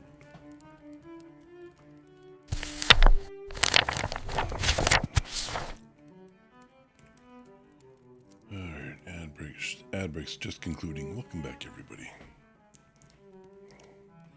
Alright, we were at chapter 18. Yes, it's the next morning. Cullen has come down ill after his fit of crying and exhaustion the previous night. He says he wishes that thou would please go and see him as soon as he can, Martha said. It's queer what a fancy he's taken to thee. Thou did give it him last night for sure, didn't thou? Nobody else would have dared to do it. Eh, poor lad. He's been spoiled till salt won't save him. Mother says as the two worst things that can happen to a child is never to have his own way or always to have it. She doesn't know which is the worst. Thou was in a fine temper thyself too. But he says to me when I went into his room, please ask Miss Mary, if she'll please come and talk to me. Think o' him saying please. Will you go, miss? Think o' him saying please. Will you go, miss? Yeah, I was going to say that too. He said please. So I think a leaf has been turned over. Right, what an appropriate metaphor. I'll run and see Dickon first, said Mary. No, I'll go and see Colin first and tell him. I know what I'll tell him, with a sudden inspiration. She had her hat on when she appeared in Colin's room, and for a second he looked disappointed. He was in bed, and his face was pitifully white, and there were dark circles round his eyes. I'm glad you came, he said. My head aches, and I ache all over because I'm so tired. Are you going somewhere? Mary went and leaned against his bed. I won't be long, she said. I'm going to Dickon, but I'll come back. Colin, it's something about the secret garden. His whole face brightened, and a little color came into it. And I am pulling out my socks. Oh, is it? He cried out. I dreamed about it all night. I heard you say something about gray changing into green, and I dreamed I was standing in a place all filled with trembling little green leaves, and there were birds on nests everywhere, and they looked so soft and still. I'll lie and think about it until you come back. Probably meant to write, I'll lay and think about it. That definitely says lie. In 5 minutes, Mary was with Dickon in their garden. The fox and crow were with him again, and this time he had brought 2 tame squirrels. There are no tame squirrels. Jesus. I came over on the pony this morning, he said. Hey, he's a good little chap. Jump is. I brought these 2 in my pockets. This here one he's called Nut, and this here other one's called Shell. Imagine being named after your food. Well, Valana, you are now called Porridge, I guess. Or Toast. Yeah. Peanut butter on raisin toast. And my wife's new name. When he said Nut, one squirrel leapt to his right shoulder, and when he said Shell, the other one leapt to his left shoulder. When they sat down in the grass with Captain curled at their feet, Soot solemnly listened on a tree, and Nut and Shell nosing about close to them. It seemed to Mary that it would be scarcely bearable to leave such delightfulness, but when she began to tell her story, somehow the look in Dickon's funny face gradually changed her mind. Look, Valana, it's in keeping with the story, right? You have to go along. It's part of story. It's part of the stream. Yeah, it just has to be that way. She could see he felt sorrier for Cullen than she did. He looked up at the sky and all about him. Just listen to them birds. The world seems full of 'em, all whistling and piping, he said. Look at 'em darting about and hearken at me, and hearken and Hirkin. I just, that sounds better. If I just break that stupid word up into two sections and I say Hirkin, I can hear it sounds better. And Hirkin and Cullen to each other. Some springtime seems as if it all the world's calling. The leaves is uncurling so you can see 'em, and my word, the nice smells there is about. Sniffing with his happy turned up nose, and that poor lad laying shut up and seeing so little that he gets to thinking of things as sets him screaming. We mum get him out there. We mun get him out here. We mun get him watching and listening and sniffing up the air and just get him soaked through with sunshine, and we mun not lose no time about it. Thanks for the head pat.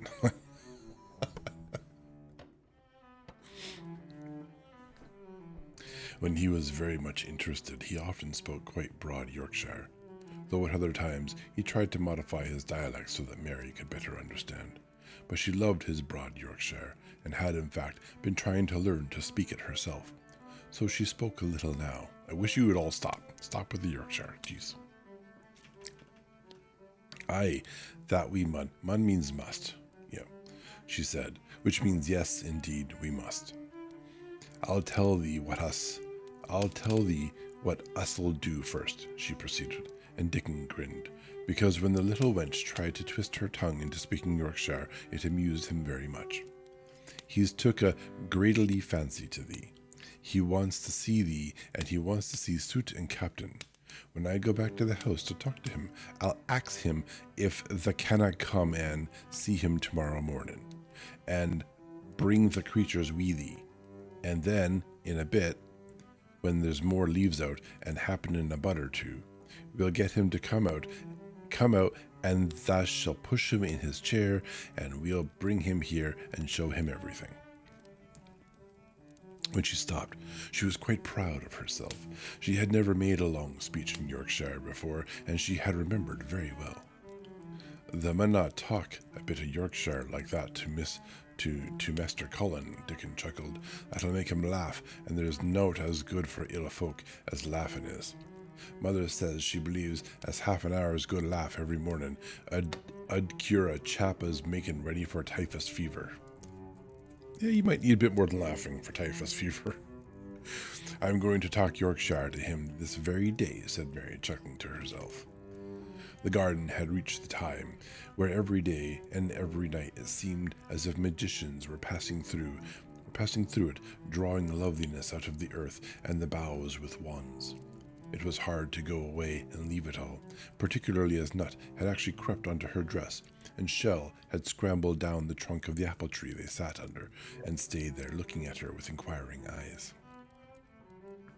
But she went back to the house, and when she sat down close to Cullen's bed, he began to sniff, as Dickon did, though not in such an experienced way. I would not be able to breathe in this environment, just for the record. I have horrible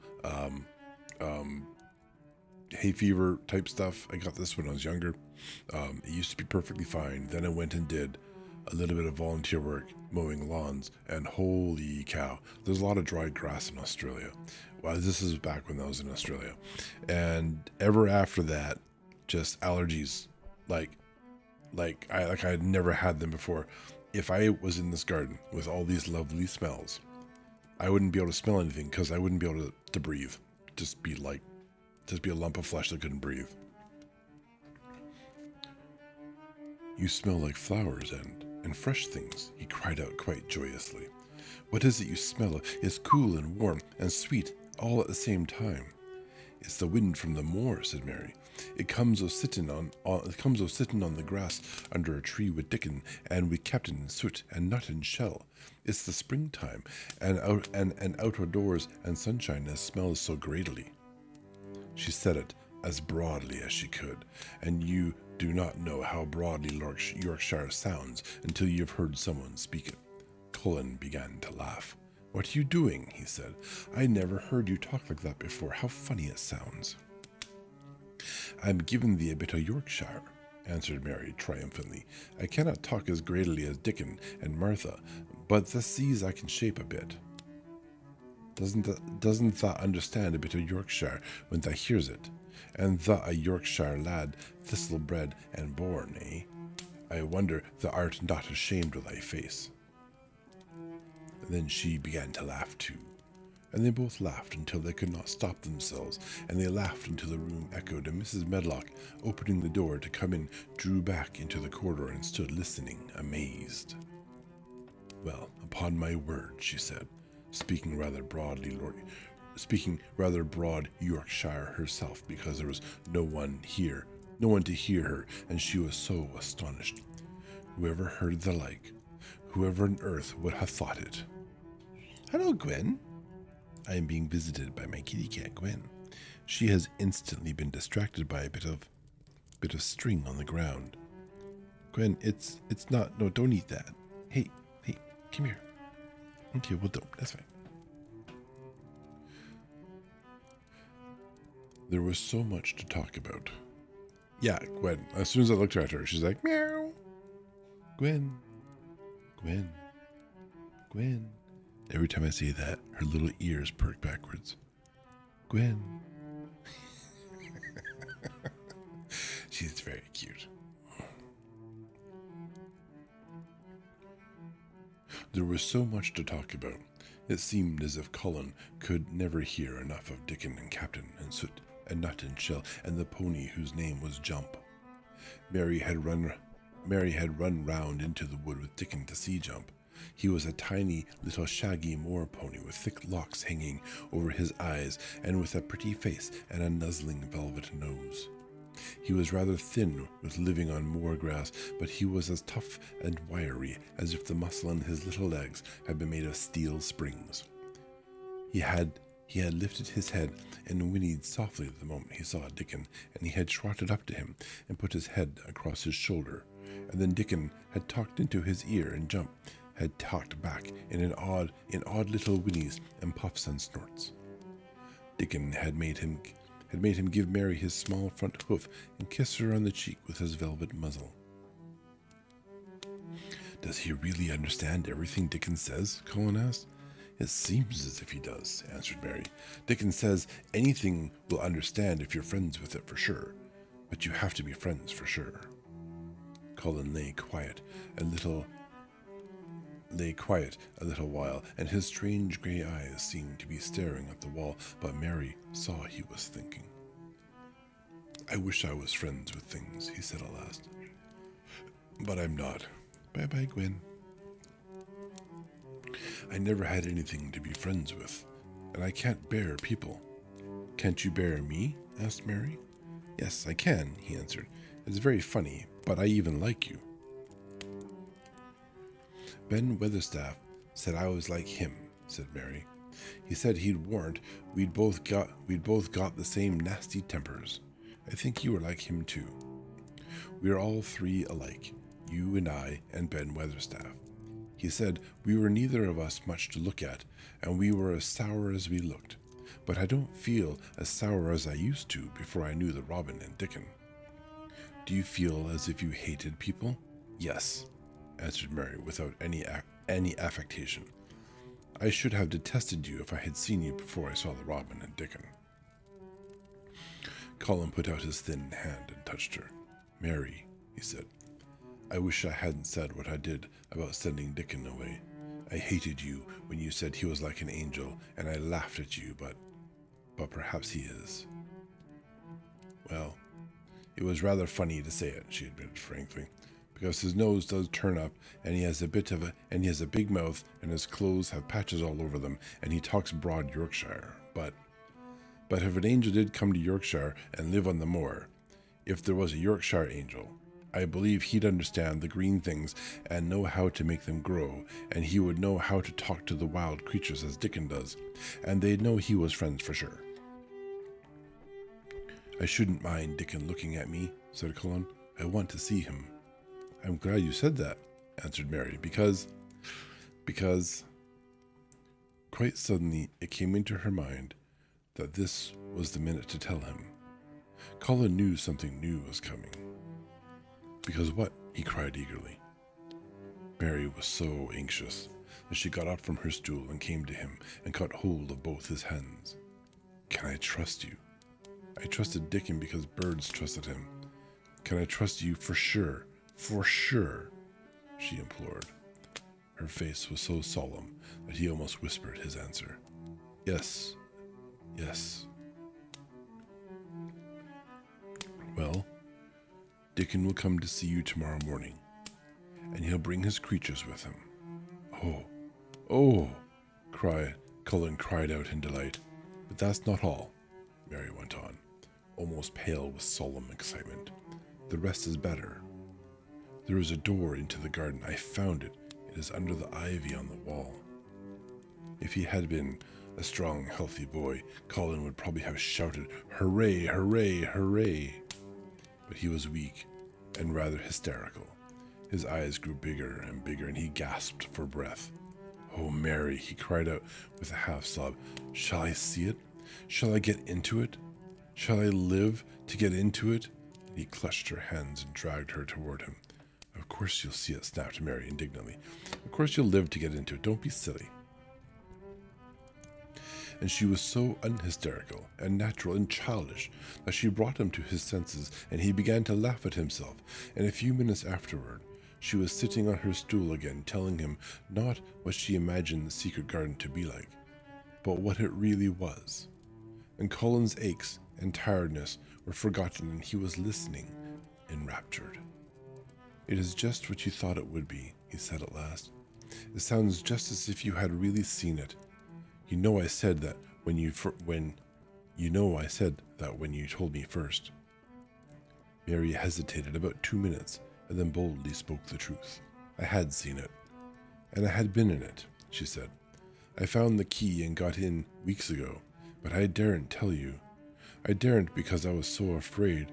I couldn't trust you, for sure."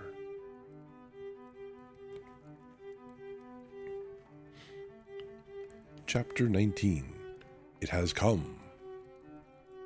All these random quoted phrases at the beginning of the chapter. It has yeah. Of course, Dr. Craven had been sent for the morning after Colin had had his tantrum. He was always sent for at once when such a thing occurred, and he always found, when he arrived, a white, shaken boy laying on his bed, sulky and still so hysterical that he was ready to break into fresh sobbing at the least word. In fact, Dr. Craven dreaded and detested the difficulties of these visits. On this occasion, he was away from Misselthwaite Manor until afternoon. "How is he?" he asked Mrs. Badlock rather irritably when he arrived. "He will break a blood vessel in one of those fits some day. The boy is half insane with hysteria and self-indulgence." "Well, sir," answered Mrs. Badlock, "you'll scarcely believe your eyes when you see him.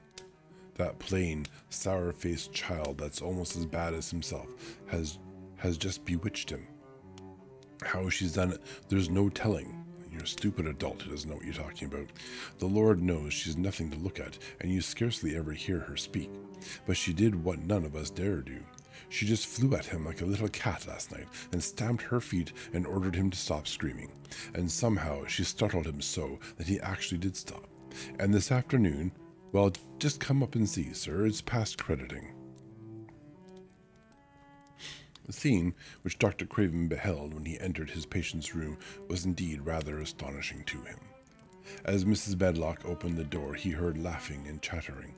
Colin was on his sofa in his dressing gown, and he was sitting up quite straight, looking at a picture in one of the garden books, and talking to the plain child, who at that moment could scarcely be called plain at all because her face was so glowing with enjoyment. "Those long spires of blue ones. We'll have a lot of those," Colin was announcing. "They're called delphiniums. Dickon says they're larkspurs made big and grand," cried Mistress Mary. "There are clumps there already." Uh-oh, maybe spilling some beans there.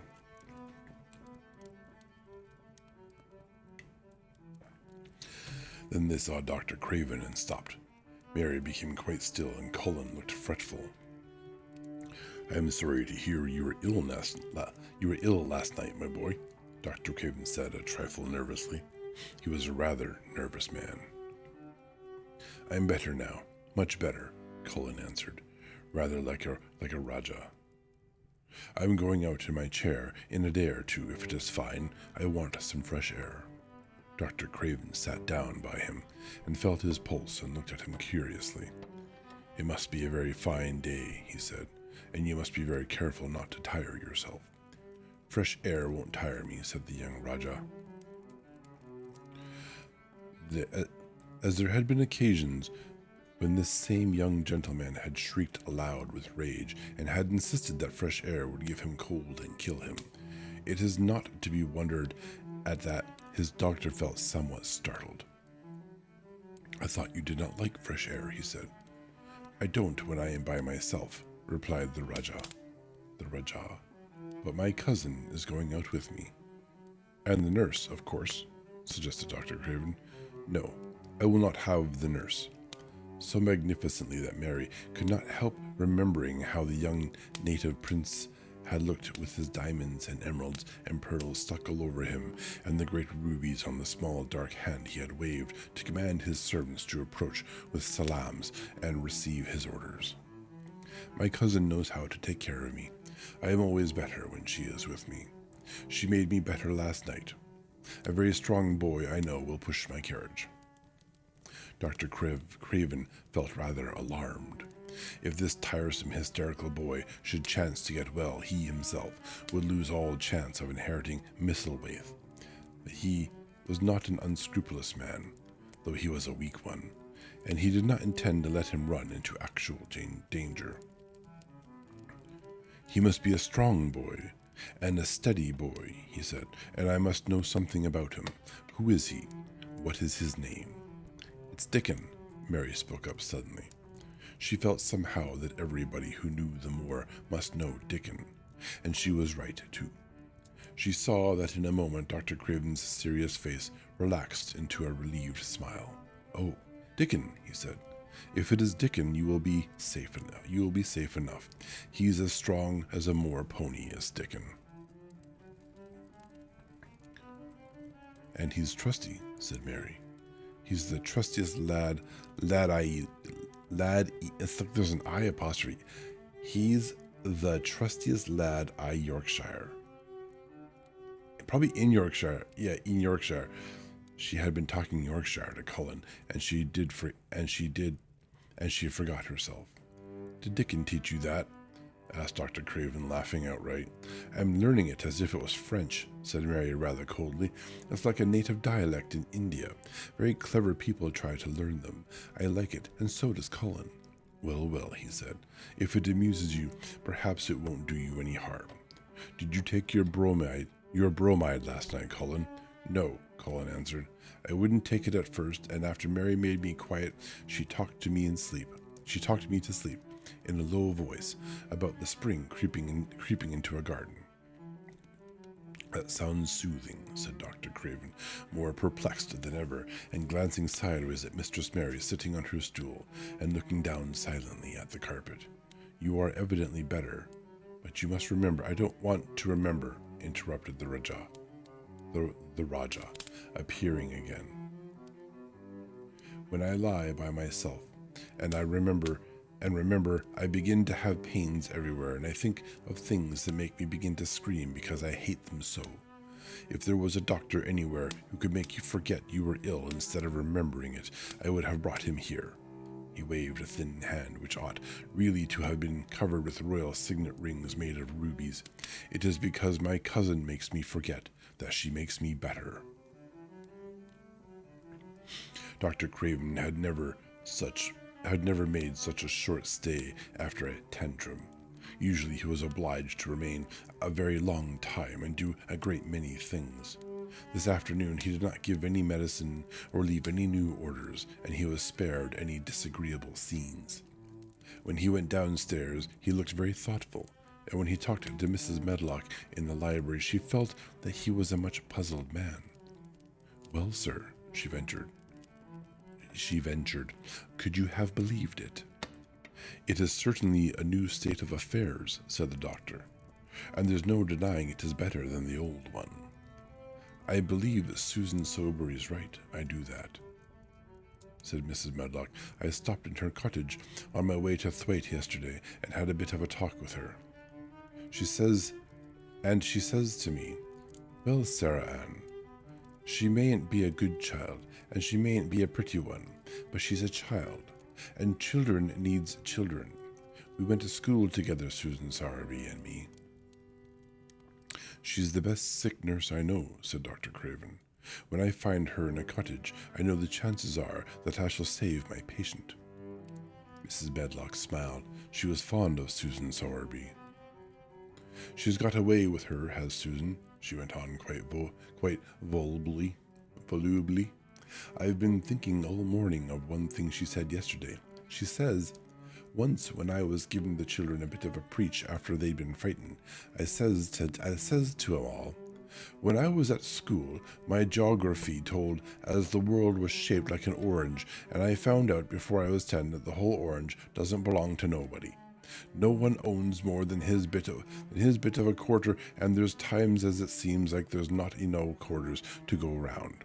But don't you, none o' you, think as you own the whole orange, or you'll find out you're mistaken. And you won't find it out without hard knocks. When children learns from children,' she says, 'is that there's no sense in grabbing at the whole orange, peel and all. If you do, you'll likely not get even the pips, and them's too bitter to eat.' 'She's a shrewd woman,' said Dr. Craven, putting on his coat. 'Well, she's got a way of saying things,' ended Mrs. Medlock, much pleased. 'Sometimes I've said to her, Susan, if you was a different woman, and didn't talk such broad Yorkshire, I've seen the times when I should have said you was clever. Yes, because how you speak is a clear indication of how smart you are. Clearly.' That night Cullen slept without once awakening. When he opened his eyes in the morning, he lay still and smiling without knowing it. Smiled because he felt so curiously comfortable. It was actually nice to be awake, and he turned over and stretched his limbs luxuriously. He felt as if tight strings which had held him had loosened themselves and let him go. He did not know that Dr. Craven would have said that his nerves had relaxed and rested themselves. Instead of laying and staring at the wall and wishing he had not awakened, his mind was full of the plans he and Mary had made yesterday, of the pictures of the garden and of Dickon and his wild creatures. It was so nice to have things to think about, and he had not been awake more than 10 minutes when he heard feet running along the corridor, and Mary was at the door. The next minute she was in the room and had run across to his bed, bringing with her a waft of fresh air full of the scent of the morning. You've been out. There's that nice smell of leaves,' he cried. She had been running, and her hair was loose and blown, and she was bright with the air and pink-cheeked, though he could not see it. 'It's so beautiful,' she said, a little breathless with her speed. 'You never saw anything so beautiful. It has come.' 'I thought it had come that other morning, but it was only coming. It is here now. It has come, and spring. Dickon says so.' 'Has it?' cried Cullen, and though he really knew nothing about it, he felt his heart beat. He actually sat up in bed. 'Open the window,' he added, laughing, half with joyful excitement, and half at his own fancy. 'Perhaps we may hear golden trumpets.' Yeah, okay. And though he laughed, Mary was at the window in a moment, and in a moment more it was opened wide, and freshness and softness and scents and birds' songs were pouring through. 'That's fresh air,' she said. 'Lie on your back and draw in long breaths of it. That's what Dickon does when he's lying on the moor. He says he feels it in his veins, and it makes him strong, and he feels as if he could live forever and ever. Breathe it, and breathe it.' She was only repeating what Dickon had told her, but she caught Cullen's fancy. 'Forever and ever. Does it make him feel like that?' he said. And he did, she told him, drawing in long, deep breaths over and over again, until he felt that something quite new and delightful was happening to him. Mary was at his bedside again. Things are crowding up out of the earth, she ran on in a hurry, and there are flowers uncurling and buds on everything, and the green veil has covered nearly all the gray, and the birds are in such a hurry about their nests, for fear they may be too late, that some of them are even fighting for places in the secret garden. And the rose bushes look as wick can be, and there are primroses in the lanes and woods, and the seeds we planted are up, and Dickon has brought the fox and the crow, and the squirrels, and a newborn lamb, of course. And then she paused for breath. The newborn lamb Dickon had found 3 days before lying by his dead mother among the gorse bushes on the moor. It was not the first motherless lamb he had found, and he knew what to do with it. He had taken it to the cottage, wrapped in his jacket, and he had let it lie near the fire and had fed it with warm milk. It was a soft thing, with a darling, silly baby face and legs rather long for its body. Dickon had carried it over the moor in his arms, and its feeding bottle was in his pocket with a squirrel. And when Mary had sat under a tree with its limp warmness huddled on her lap, she had felt as if she were too full of strange joy to speak. A lamb, a living lamb who lay on your lap like a baby. She was describing it with great joy, and Colin was listening and drawing in long breaths of air when the nurse entered. She started a little at the sight of the open window. She had sat stifled in the room many a warm day because her patient was sure that open windows gave people cold. "Are you sure you are not chilly, Master Colin?" she inquired. "No," was the answer. "I am breathing long breaths of fresh air. It makes you strong. I am going to get up to the sofa for breakfast, and my cousin will have breakfast with me." The nurse went away, concealing a smile, to give the order for 2 breakfasts. She found the servants' hall a more amusing place than the invalid's chamber, and just now everybody wanted to hear the news from upstairs. There was a great deal of joking about the unpopular young recluse who, as the cook said, had found his master, and good for him. The servants' hall had been very tired of the tantrums, and the butler, who was a man with a family, had more than once expressed his opinion that the invalid would all be better for good hiding, would be all the better for a good hiding, which we know is not true. When Colin was on his sofa and the breakfast for 2 was put upon the table, he made an announcement to the nurse in his most Raja-like manner. "A boy and a fox and a crow and 2 squirrels and a newborn lamb are coming to see me this morning. I want them brought upstairs as soon as they come," he said. "You are not to begin playing with the animals in the servants' hall and keep them there. I want them here."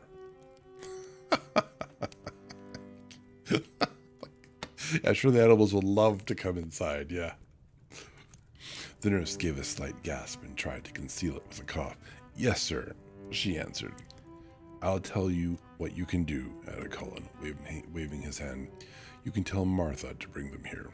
The boy is Martha's brother. His name is Dickon, and he is an animal charmer." "I hope the animals won't bite Master Colin," said the nurse. "I told you he was a charmer," said Colin austerely. Charmers' animals never bite. Tell that to snake charmers who, get bitten, I guess. "There are snake charmers in India," said Mary, "and they can put their snakes' heads in their mouths."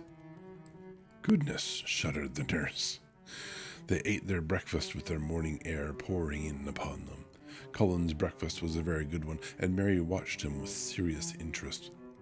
"You'll begin to get fatter just as I did," she said.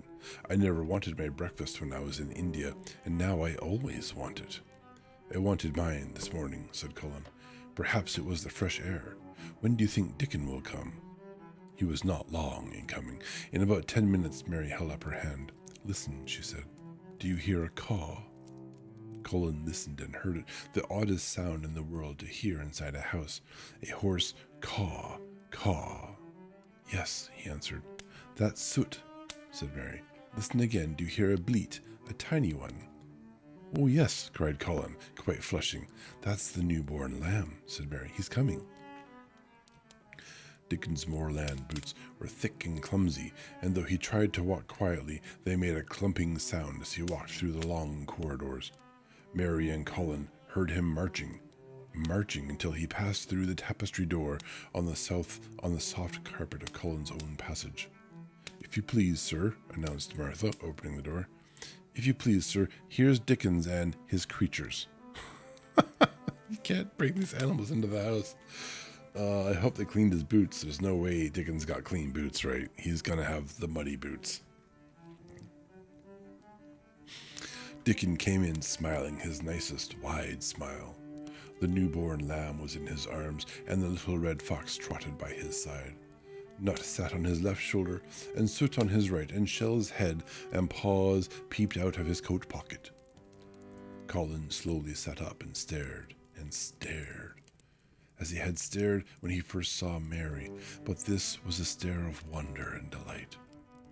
The truth was that in spite of all he had heard, he had not in the least understood what this boy would be like, and that his fox and crow, and his squirrels and his lamb were so near to him and his friendliness that they seemed almost to be part of himself. Colin had never talked to a boy in his life, and he was so overwhelmed by his own pleasure and curiosity that he did not even think of speaking. Yeah, Dickens is a druid. It's the only explanation. But Dickon did not feel the least shy or awkward. He had not felt embarrassed because the crow had not known his language and had only stared and had not spoken to him the first time they met. Creatures were always like that until they found out about you. He walked over to Colin's sofa and put the newborn lamb quietly on his lap, and immediately the little creature turned to the warm velvet dressing gown and began to nuzzle into its folds and butt its tight curled head with soft impatience against his side. Of course, no boy could have helped speaking then. And then it pooped on him. Probably. What is it doing? Cried Colin. What does it want? It wants its mother, said Dickon, smiling more and more. I brought it to thee a bit hungry because I know that I'd like to see it feed. He knelt down by the sofa and took a feeding bottle from his pocket. Come on, little un, he said, turning the small woolly white head with a gentle brown hand. This is what thou's after. That'll get more out of this than thou will out of silk velvet coats. There now. And he pushed the rubber tip of the bottle into the nuzzling mouth, and the lamb began to suck it with ravenous ecstasy. After that, there was no wondering what to say. By the time the lamb fell asleep, questions poured forth, and Dickon answered them all. He told them how he had found the lamb just as the sun was rising 3 mornings ago. He had been standing on the moor listening to a skylark and watching him swing higher and higher into the sky until he was only a speck in the heights of blue. I had almost lost him but for his song, and I was wondering how a chap could hear it when it seemed as if he'd go out of the world in a minute. And just then I heard something else far off among the gorse bushes. It was a weak bleating, and I knowed it. I knowed it was a new lamb, as was hungry, and I knowed it wouldn't be hungry if it hadn't lost its mother somehow. So I set off searching. And I did have a look for it, but in and out among the gorse bushes and round, and I always seemed to take the wrong turning. But at last I seed a bit of white by a rock on top of the moor, and I climbed up and found the little un half dead with cold and cleminin. Cleminin. I don't know what cleminin is for. While he talked, Soot flew solemnly in and out of the open window and cawed remarks about the scenery, while Nut and Shell made excursions into the big trees outside and ran up and down trunks and explored branches. Captain curled up near Dickon, who sat on the hearth rug from preference. They looked at the pictures in the gardening books, and Dickon knew all the flowers by their country names and knew exactly which ones were already grown in the secret garden. I couldn't say that their name, he said, pointing to one under which is written Aquilgia. Aquilgia. Perhaps it's a G instead of a G.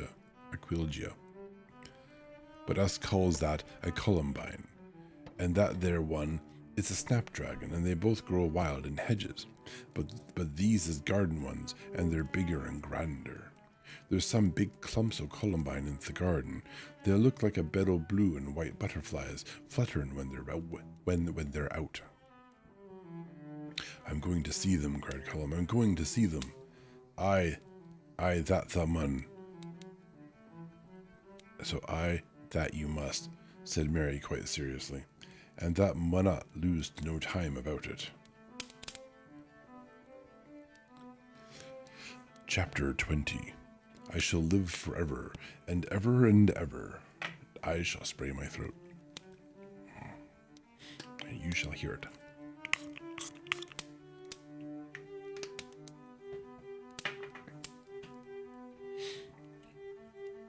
But they were obliged to wait more than a week, because first there came some very windy days, and then Colin was threatened with a cold, which two things happened, one after the other, would no doubt have thrown him into a rage, but that there was so much careful and mysterious planning to do, and almost every day Dickon came in, if only for a few minutes, to talk about what was happening on the moor, and in the lanes and hedges, and on the borders of streams.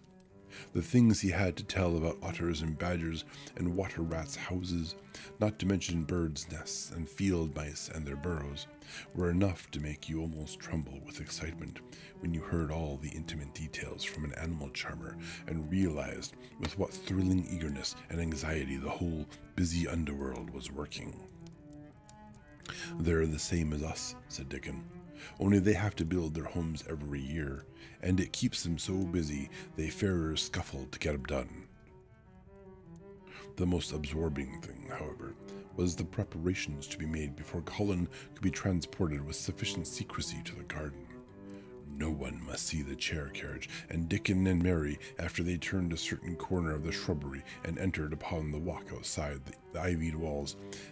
As each day passed, Colin had become more and more fixed in his feeling that the mystery surrounding the garden was one of its greatest charms. Nothing must spoil that. No one must ever suspect that they had a secret. People must think that he was simply going out with Mary and Dickon because he liked them and did not object to their looking at him.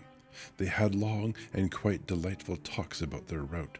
They would go up this path and down that one and cross the other and go round among the fountain flower beds as if they were looking at the bedding out plants. The head gardener, Mr. Roach, had been having arranged. I paused way too long. That was not 2 sentences. That would seem such a rational thing to do that no one would think it at all mysterious. They would turn into the shrubbery walks and lose themselves until they came to the long walls. It was almost as serious and elaborately thought out as the plans of march made by great generals in times of war. Rumors of the new and curious things which were occurring in the invalids' apartments had of course filtered through the servants' hall into the stable yards and out among the gardeners. But notwithstanding this, Mr. Roach was startled one day when he received orders from Master Cullen's room to the effect that he must report himself in the apartment no outsider had ever seen, as the invalid himself desired to speak to him. Well, well, he said to himself as he hurriedly changed his coat. What's to do now, His Royal Highness, that wasn't to be looked at calling upon a man he's never set eyes on? Mr. Roach was not without curiosity. He had never caught even a glimpse of the boy and had heard a dozen exaggerated stories about his uncanny looks and ways and his insane tempers.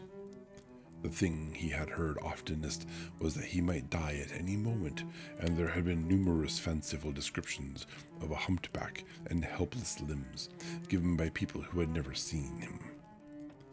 Things are changing in this house, Mr. Roach, said Mrs. Medlock, as she led him up the back staircase to the corridor onto which opened the hitherto mysterious chamber.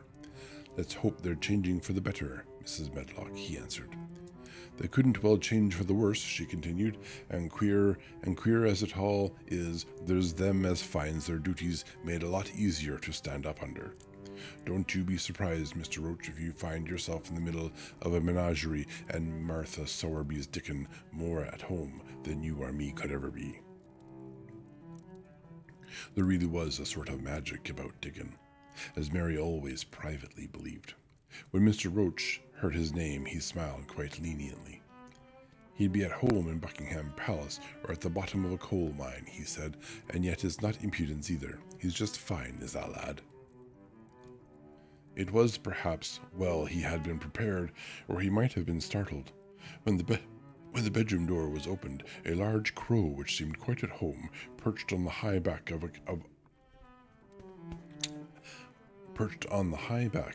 a carven chair, announced the entrance of a visitor by saying "caw, caw," quite loudly. In spite of Mrs. Bedlock's warning, Mr. Roach only just escaped being sufficiently undignified to jump backward. The young Rajah was neither in bed nor on his sofa. He was sitting in an armchair, and a young lamb was standing by him, shaking its tail in feeding lamb fashion as Dickon knelt, giving it milk from its bottle. A squirrel was perched on Dickon's bent back, attentively nibbling a nut. The little girl from India was sitting on a big footstool, looking on. "Here is Mr. Roach, Master Cullen," said Mrs. Bedlock. The young Rajah turned and looked his servitor over. Servitor. Sorry, we play a lot of Warhammer 40k, Space Marine 2 specifically. Servitor has, a much darker and grimmer context in that game. The young Rajah turned and looked his servitor over. At least that was what the head gardener felt happened. "Oh, you are Roach, are you?" he said. "I sent for you to give you some very important orders." "Very good, sir," answered Roach, wondering if he was to receive instructions to fell all the oaks in the park or to transform the orchards into water gardens. "I am going out in my chair this afternoon," said Cullen. "If the fresh air agrees with me, I may go out every day. When I go, none of the gardeners are to be anywhere near the long walk by the garden walls. No one is to be there. I shall go out about 2 o'clock, and everyone must keep away until I send word that they may go back to their work." "Very good, sir," replied Mr. Roach, much relieved to hear that the oaks might remain and the orchards were safe. "Mary," said Cullen, turning to her, "what is that thing you say in India when you have finished talking and want people to go?" "You say, 'You have my permission to go,'" answered Mary. "Oh, God, don't encourage this." The Rajah waved his hand. "You have my permission to go, Roach," he said, "but remember, this is very important." "Caw, caw," remarked the crow hoarsely, but not impolitely. "Very good, sir. Thank you, sir," said Mr. Roach, and Mrs. Medlock took him out of the room. Outside, in the corridor, being a rather good-natured man, he smiled until he almost laughed. "The children are playing." Yeah, I don't know. As an adult, and under normal circumstances, if children said this to me, I would absolutely make sure I knew what the hell they were doing. That would be way too suspicious. They're definitely up to no good. "My word," he said. "He's got a fine lordly way with him, hasn't he? You'd think he was a whole royal family rolled into one, prince consort and all." Protested Mrs. Medlock. "We've had to let him trample all over every one of us ever since he had feet, and he thinks that's what folks was born for." "Perhaps he'll grow out of it if he lives," suggested Mr. Roach. "Well, there's one thing pretty sure," said Mrs. Medlock. "If he does live and that Indian child stays here, I'll warrant she teaches him that the whole orange does not belong to him, as Susan Sowerby says, and he'll be likely to find out the size of his own quarter." I mean, quarter is like a fixed size. We all have the same quarter. Inside the room, Colin was leaning back on his cushions. "It's all safe now," he said, "and this afternoon I shall see it. This afternoon I shall be in it." Dickon went back to the garden with his creatures, and Mary stayed with Colin. She did not think he looked tired, but he was very quiet before their lunch came, and he was quiet while they were eating it. She wondered why and asked him about it. "What big eyes you've got, Colin," she said. "When you are thinking, they get as big as saucers. What are you thinking about now?" "I can't help thinking about what it will look like," he answered. "The garden?" asked Mary. "The springtime," he said. "I was thinking that I've really never seen it before. I scarcely ever went out, and when I did go, I never looked at it. I didn't even think about it." "I never saw it in India because there wasn't any," said Mary.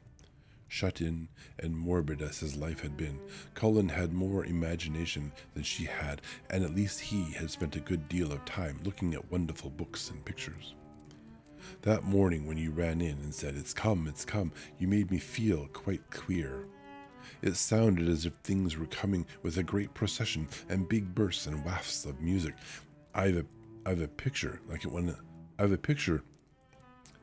in one of my books. Crowds of lovely people and children with garlands and branches with blossoms on them, everyone laughing and dancing and crowding and playing on pipes. That was why I said, 'Perhaps we shall hear golden trumpets,' and told you to throw open the window." "How funny," said Mary. "That's really just what it feels like. And if all the flowers and leaves and green things and birds and wild creatures danced past at once, what a crowd it would be.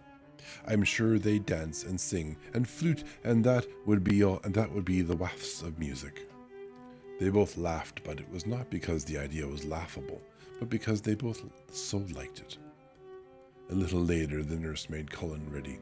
She noticed that instead of laying like a log while his clothes were put on, he sat up and made some efforts to help himself.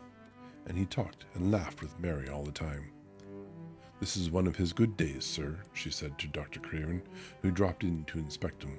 "He is in such good spirits that it makes him stronger. I'll call again later in the afternoon, after he has come in," said Dr. Craven. "I must see how the going out agrees with him. I wish," in a very low voice, "that he would let you go with him." "I'd rather give up the case this moment, sir, than even stay here while it's suggested," answered the nurse with a sudden firmness. "I hadn't really decided to suggest it," said the doctor, with a slight nervousness. "We'll try the experiment. Dickon's a lad I'd trust with a newborn child." The strongest footman in the house carried Colin downstairs and put him in his wheeled chair, near which Dickon waited outside. After the manservant had arranged his rugs and cushions, the Rajah waved his hand to him and to the nurse. "You have my permission to go," he said, and they both disappeared quickly, and it must be confessed, giggled when they were safely inside the house. Dickon began to push the wheeled chair slowly and steadily. Mistress Mary walked beside it, and Colin leaned back and lifted his face to the sky. The arch of it looked very high, and the small snowy clouds seemed like white birds floating on outspread wings below its crystal blueness. The wind swept in soft breaths down from the moor and was strange with a wild, clear-scented sweetness.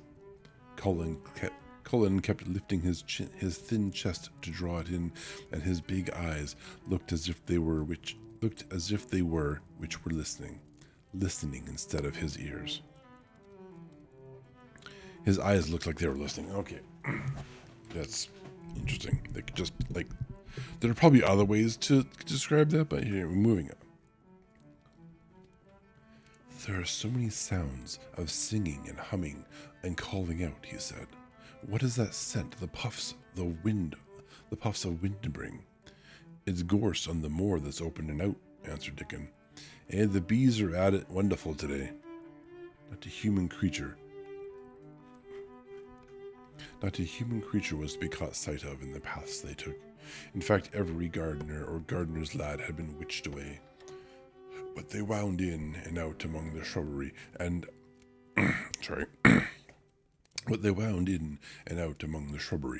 out and round the fountain beds, following their carefully planned route for the mere mysterious pleasure of it. But when at last they turned into the long walk by the ivied walls, the excited sense of an approaching thrill made them, for some curious reason they could not have explained, begin to speak in whispers. This is it, breathed Mary. This is where I used to walk up and down and wonder and wonder. Is it? Cried Colin. His eyes began to search the ivy with eager curiousness. But I can see nothing, he whispered. There's no door. That's what I thought, said Mary. Then there was a lovely, breathless silence, and the chair wheeled on. That is the garden where Ben Weatherstaff works, said Mary. Is it? Said Colin. A few yards more, Mary whispered again. This is where the robin flew over the wall, she said. Is it? Cried Colin. Oh, I wish he'd come again. And that, said Mary with solemn delight, pointing under a big lilac bush, is where he perched on the little heap of earth and showed me the key. Then Colin sat up. Oh, we have an ad in a minute. We also have... Then Colin sat up. Okay, we'll pause there for a moment. We are nearly done. Actually, yeah, let's just... Lana, you want to pause the ads? We are nearly done.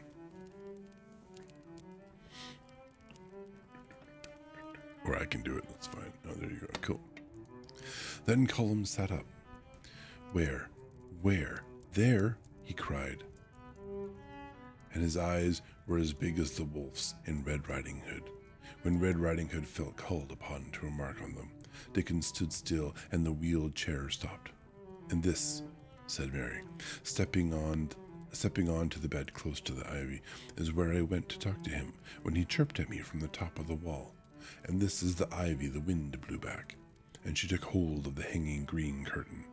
Oh, is it? Gasped Colin. And here's the handle, and here's the door. Dickon, push him in quickly. And Dickon did it with one strong, steady, splendid push. But Colin had actually dropped back against his cushions, even though he gasped with delight, and he had covered his eyes in his hands and held them there, shutting out everything until they were inside, and the chair stopped as if by magic and the door was closed. Not till then did he take them away and look round and round and round, as Dickon and Mary had done. And over walls and earth and trees, swinging sprays and tendrils of fair green veil of tender leaves had crept. And in the grass under the trees, and the grey urns in the alcoves, and here and there, everywhere, were touches or splashes of gold and purple and white, and the trees were showing pink and snow above his head, and there were flute and there were fluttering of wings, and faint sweet pipes and humming, and scents and scents. There's lots of scents. Sensed. And the sun fell warm upon his face like a hand with a lovely touch. And in wonder, Mary and Dickon stood and stared at him. He looked so strange and different because a pink glow of color had actually crept all over him. Ivory face and neck and hands and all. I shall get well, he cried out. Mary, Dickon, I shall get well and I shall live forever and ever and ever.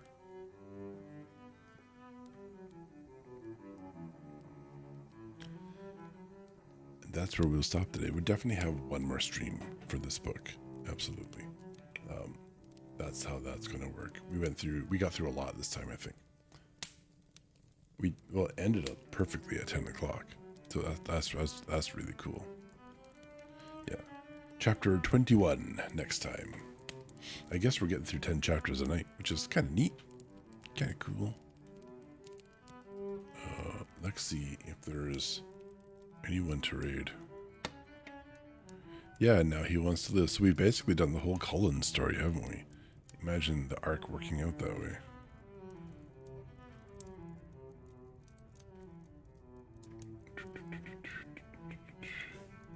I don't think there's anything. There's no one we know that who's reading tonight who does this category. Yeah, it would be nice to find some. We'll find somebody, and maybe even this time it'll be someone who with a chat that you can actually chat in without having to follow.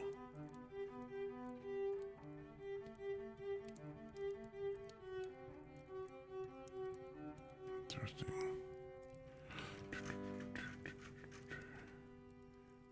This person is Japanese and looks like they whole channel is Japanese, so that's not going to work, unfortunately. Chatting and writing with Cryptid Day 17. Let's see what this person's about.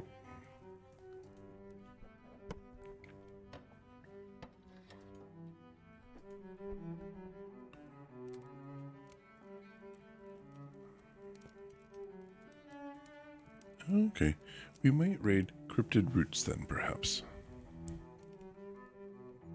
Looks like the channel is chattable, so that's cool. Awesome. Everyone who's here, thank you very much for listening in this whole time. We will be likely playing Monster Hunter Wilds on Wednesdays. So right now, Monday nights will be our reading streams. Normally we would read on Wednesdays too, but those plans have changed for the time being. We'll see what happens in the future. Until then, before you leave, please do remember to return your reading materials to the shelves, and remember to be kind to one another.